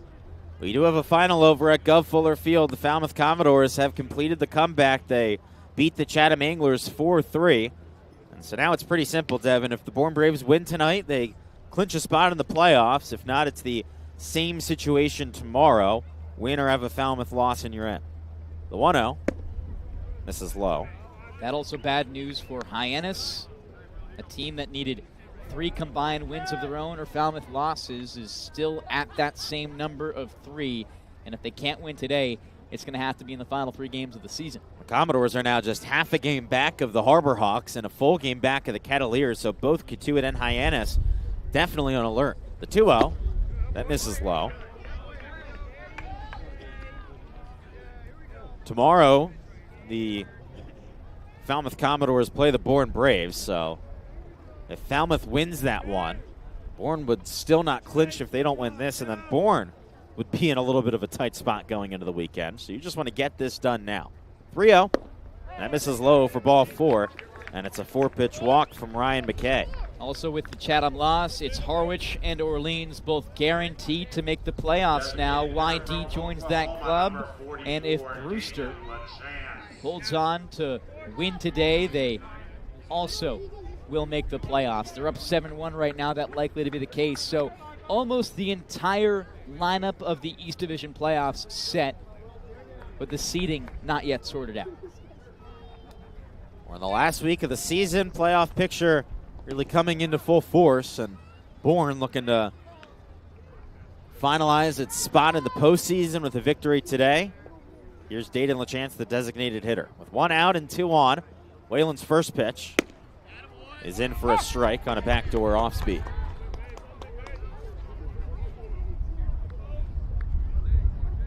Jay Stobie on second. Got there via a walk from Logan Beavis, who started the inning out on the mound. Ryan McKay's on first, was walked by Will Whalen. Here's the 0-1.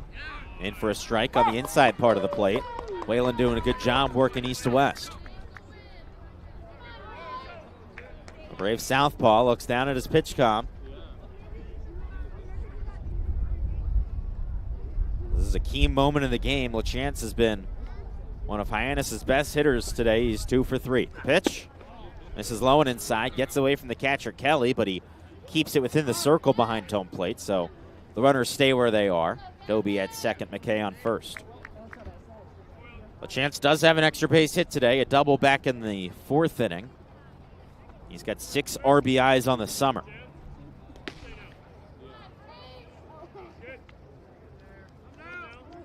Whalen at the belt. Looks back to second. Here's the 1-2. Swinging a low grounder, foul down the third baseline.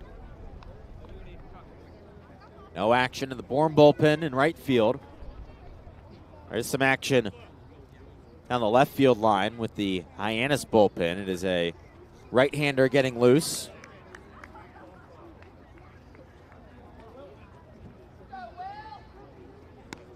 And that man warming up is Ryan Spacek, who has been probably the best relief pitcher all season for the Harbor Hawks with a sub-2 ERA in 9 appearances. This is a really important game for both these teams, and we're seeing it with these bullpen decisions. The Braves have gone with 2 of their top arms out of the bullpen.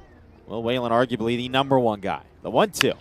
Ground ball back up the middle. That rolls into the outfield. It's a base hit. The wave around third for Dobie. The throw home is cut off, and we're all even at 3 here in the bottom of the 8th inning. A Dayton LaChance RBI single into center brings home Jay Stobie, and it is 3-3. It's not something you often see against a guy like Will Whalen.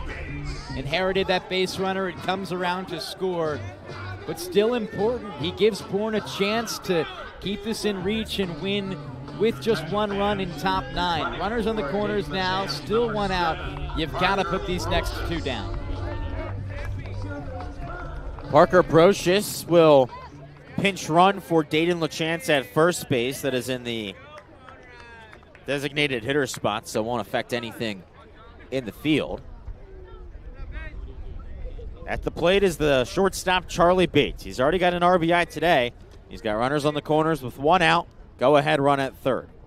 Whalen's first pitch is lifted in the air. A blooper down the third base line, and that drifts foul.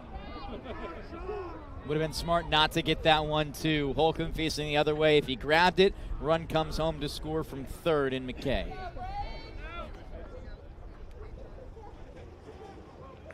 McKay, the go-ahead run. If he comes in to score, then the Braves will be down to their final 3 outs in the top of the 9th inning, and it's 8-9-1 due to the plate. Ryan Cooney, Nathan Fink, and John LeGrande.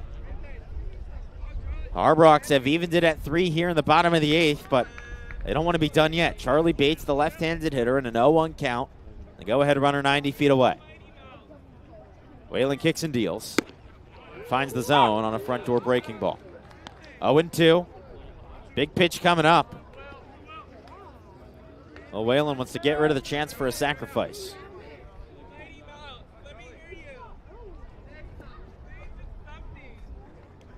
Whalen, the southpaw, to the belt. Here's the pitch. Swing and a miss, strike 3. Big strikeout for Will Whalen, his second of the inning.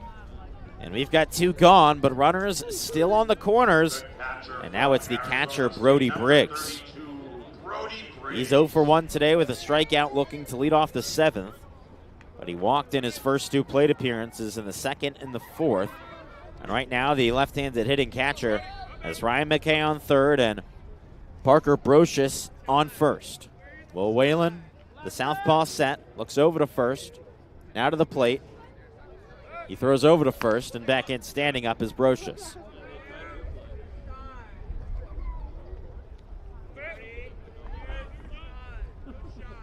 Eight, 9-1 for Bourne up in the 9th. Will Whalen looking to send it there. He comes set, looks to 1st again. Here's the first pitch to Briggs. He swings and misses. It's 0-1.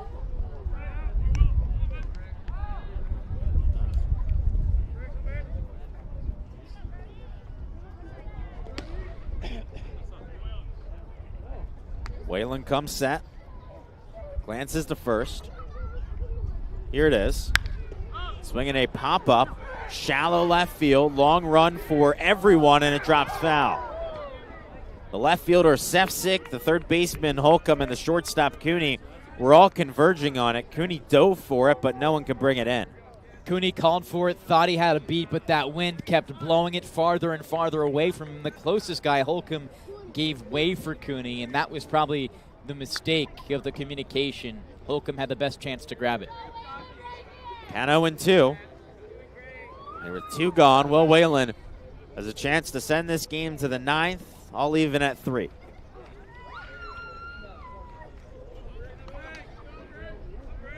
Brody Briggs looking to give his team a chance to win it in the next frame. Here is the 0-2. It bounces off the plate. Good block by the catcher, Kelly, to keep it in front of him. Yeah, fantastic block right there. Kelly's been growing as a catcher all season. Really didn't start any games behind the dish until halfway through his tenure this summer with Bourne, but is really impressed on what he's been able to do defensively.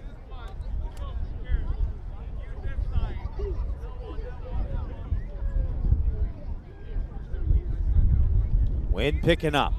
Whalen to send it to the 9th. Here's the 1-2. Swinging a line drive, shallow center. LeGrande moving in, and he makes a head-first dive to make the catch for out number 3. That was oh so close to dropping in and giving the Harbor Hawks the lead, but a big play from John LeGrande sends us to the 9th. We're all even at 3. The Braves send 8-9-1 to the plate to try and take the lead. Century, doing something mean to it.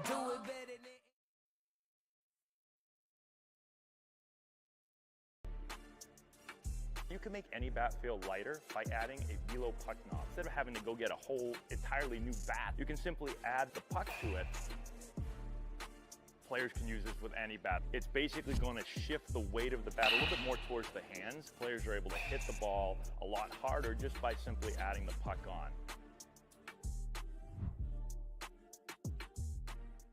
There's a 0 chance that you'll want to miss our 0% for 72 months offer. For a limited time, CAT is offering 0% on the purchase of many new small excavators.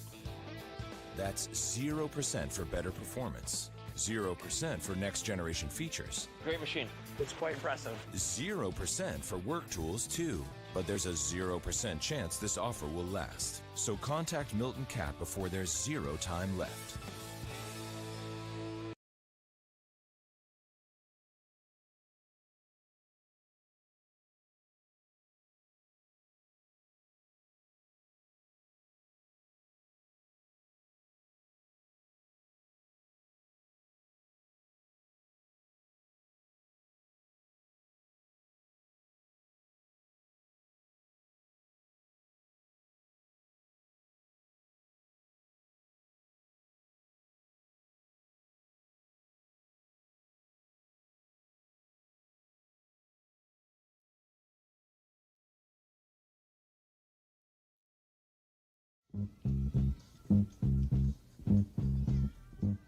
Into the 9th inning, and we have got a tight one.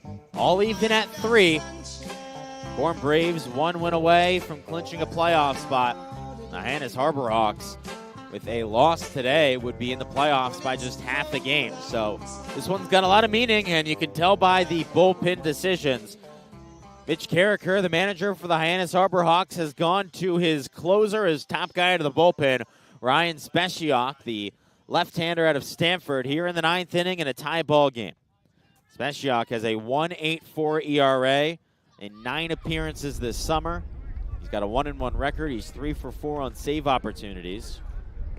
He's given up 11 hits in 14 2/3 innings. He's walked 7, struck out 18. He goes up against 8-9-1 in the Bourne order here in the top of the 9th inning. This is the same part that led off when Bourne scored 2 in the 3rd. Speciak, the righty, I should say, comes into the wind. His first pitch is a called strike.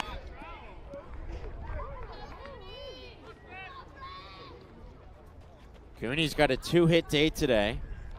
Singles in the 3rd and 6th with a ground out in between there.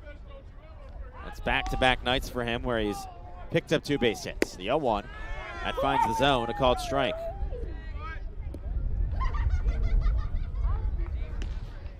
Braves looking to take the lead back here in the top of the 9th after giving up the game-tying run in the bottom of the 8th. Cooney sees the 0-2, takes a half a swing. They appeal to first, and Jeff Merzell says that he went. And so it's a strikeout for Speciak to start his day on the mound. The right fielder from Florida Southwest State. Now it's Nathan Fink, the right-handed hitter and right fielder. He's got his first 2 hits on the summer today. Single back in the 3rd, a double in the 5th. He's coming to score on both of them. First pitch misses outside.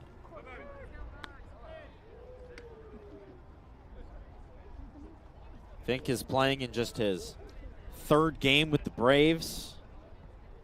Be no better way for him to introduce himself to this Bourne community than a big hit in the 9th. The 1-0 just misses the zone on the outside part of the plate, and it's 2-0. He's had a really good game already.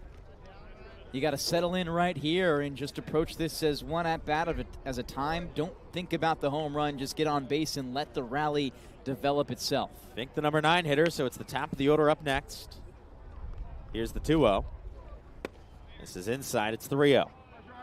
It's the top of the order that's reached base a number of times today, but they've struggled to get hits. None since the 1st inning, when the top of the order was last up in the 7th. They went down 1-2-3. Speciak's 3-0. Catches the inside part of the zone. The righty has walked just 7 in 14 2/3. Doesn't want to give up a free pass here in a big moment. Tie game in the 9th. The pitch, called strike down the middle.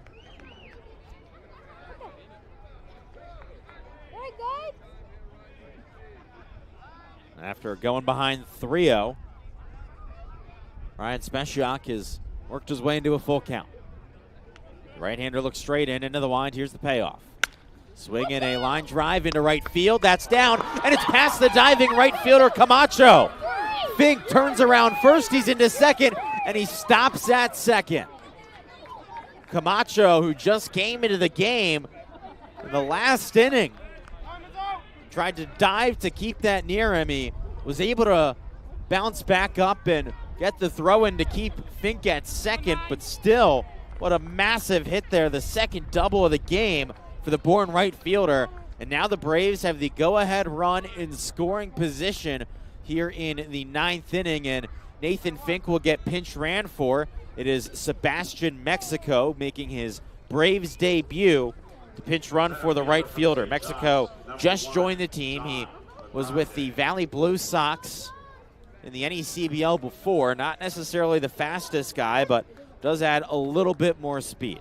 Top of the order up here with the go-ahead run in scoring position. John LeGrande at the plate. He is tied for the Bourne lead in RBIs with 16 on the season. Today he's 0 for 2, but he's reached base twice. A walk in the 3rd, hit by pitch in the 5th, and he's been stranded on 3rd twice. Third baseman Schaffner is playing in. Toes in front of the grass. First pitch. Misses up and into LeGrande. Next running up second, number 8, Sebastian, Mexico.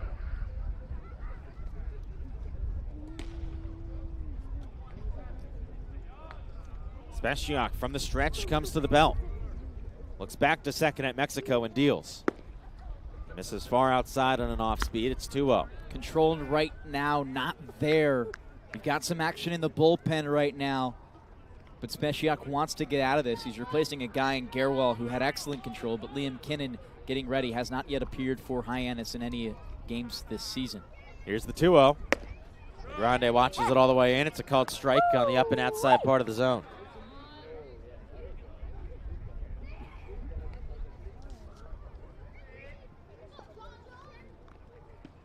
LeGrande with an open stance in the left-handed box as his hands above his head in his stance. Look back to second and the 2-1. LeGrande hits it on the ground to the right side, picked up by the first baseman. And he takes it himself to the bag, and there is the second out. Essentially a bunt right there. You get the runner 90 feet away, and all you got to do is put it into the outfield. The run comes home. Gavin Kelly, a guy who has 2 RBIs already this game, has had multiple RBIs in 3 straight, would love one right now. He's been so clutch and is playing his best baseball of the Cape season. That is actually Camacho at first with Doby in right field after the defensive change. Gavin Kelly to the plate. He's got 2 RBIs today. One in the third, one in the fifth, and a runner on third. The first pitch missed the zone on the outside part of the plate. Kelly's up to 13 RBIs on the summer. He's got the go-ahead runner just 90 feet away here in the top of the 9th inning. Hyannis will send 9-1-2 to the plate in the bottom of the 9th. Gavin Kelly looking to give him some pressure. The pitch misses, or actually not paying attention to the runner. He deals the 1-1. And it gets to the backstop. Mexico caught between second and third and home. He slips, now goes back to third, and the tag is applied.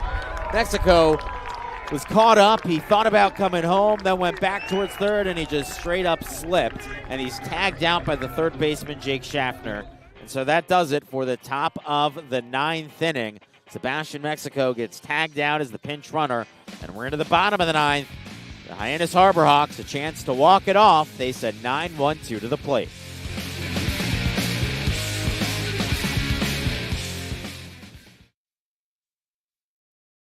Cape Cod Healthcare, we're committed to excellence and compassion in everything we do, like helping people maintain their active lifestyles. Our innovative orthopedic program combines advanced techniques and leading-edge technology with highly specialized teams, including our nationally recognized Center of Excellence for Joint Replacement. Our focus is getting you back to doing the things you love, in the place you love. The Center of Excellence and the quality of care that we can deliver makes all the difference to the patients. They understand that they can get the best care right here on Cape Cod. Here at the Mass State Lottery, we know there's no bigger win than the $1 billion we provide each year to support all 351 cities and towns in Massachusetts. Now that's how we all win. The Mass State Lottery. Welcome to the state of winning. There's a 0 chance that you'll want to miss our 0% for 72 months offer. For a limited time, CAD is offering 0% on the purchase of many new small excavators. That's 0% for better performance. 0% for next generation features. Great machine. It's quite impressive. 0% for work tools too. But there's a 0% chance this offer will last. So contact Milton Cat before there's 0 time left.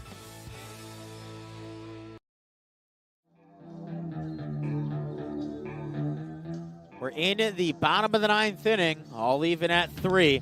The Hyannis Harbor Hawks with a chance to walk it off here at McKeon Park. Will Whalen heads back out onto the mound for the Bourne Braves. He came in the middle of the bottom of the 8th inning with a runner on first base. He allowed that guy to score. And now we'll see what he can do here in the big moment in the bottom of the 9th inning. Gabe Camacho is set to lead things off. He hit a single as a pinch hitter his first time up back in the 7th. There's been 3 players in this 9-hole for the Harbor Hawks today. Camacho looking to continue the success. They've reached base on all 3 plate appearances in the 9-hole. Whalen, the lefty on the mound, the lefty at the plate, Camacho.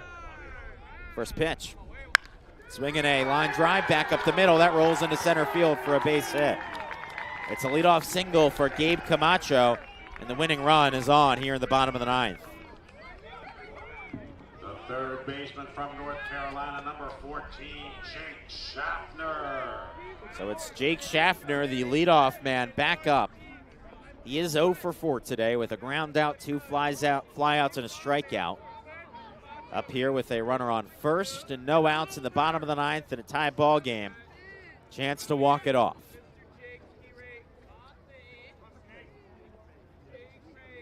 Whalen set, he looks to first and fires. Bunt missed by Schaffner. He got a little piece of it, but not enough to put it in play. The count 0-1. Hyannis, of course, just playing for 1 run right here. You place the bunt down, advance the runner into scoring position. Then attack Stros.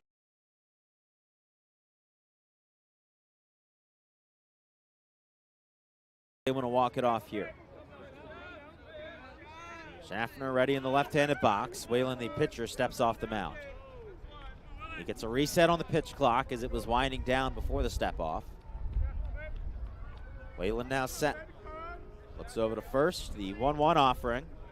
Bunt shown again, pulled back again, and it missed the zone. So it's 2-1.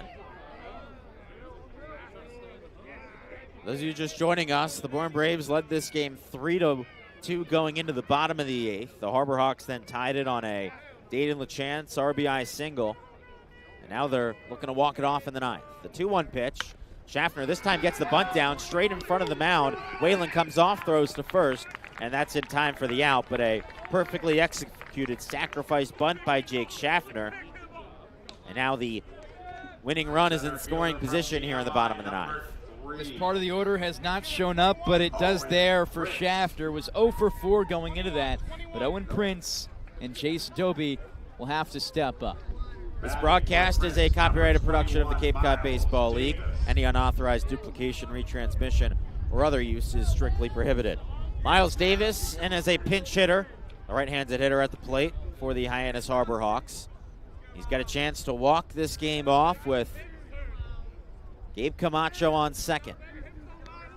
Well, Whalen looks back to the runner. Here with one out, he comes to the plate.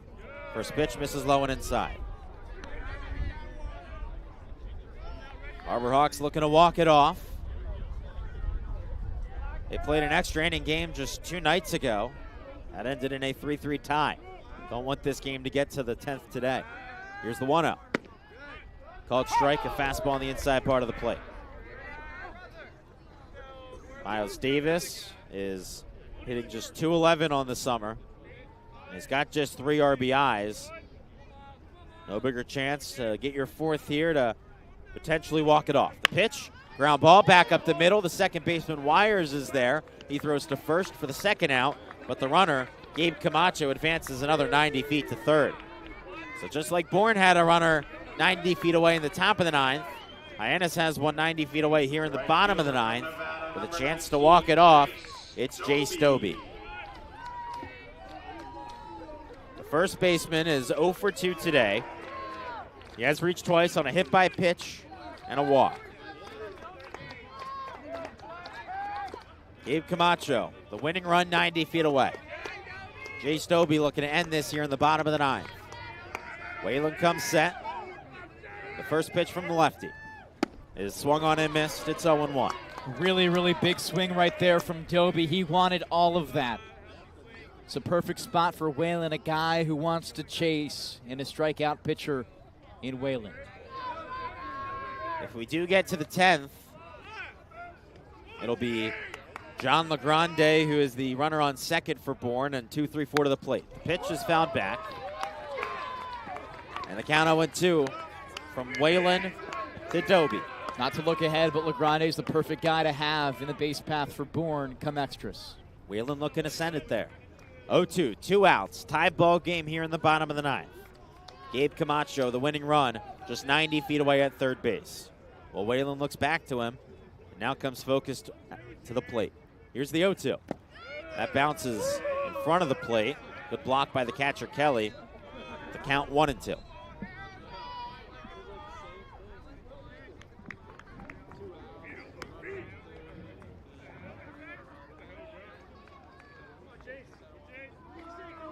battle for playoff position here in the West Division. Bourne looking to clinch a playoff spot. Hyannis looking to get closer to clinching a spot. What a game we've had tonight. Whalen with 2 outs and a runner on third. The 1-2. This is upstairs and outside for a ball. The Harbor Hawks' top 2 hitters are on deck and in the hole. Jeff Luigi and Ryan McKay. But Jay Stobie would like to end this himself. The right fielder committed an error in the last inning, can redeem it here. Whalen steps off the mound. Now steps back on. Runner still on third. 2 balls, 2 strikes, 2 outs here in the bottom of the 9th. Whalen hanging his left arm down. He now brings ball to glove at the belt. High kick in the 2-2. Bounces off the plate, gets past the catcher. Runner coming home, and he scores. The Harbor Hawks walk it off on a wild pitch. Gabe Camacho is the game-winning run. Hyannis wins it 4-3 here at McKeon Park.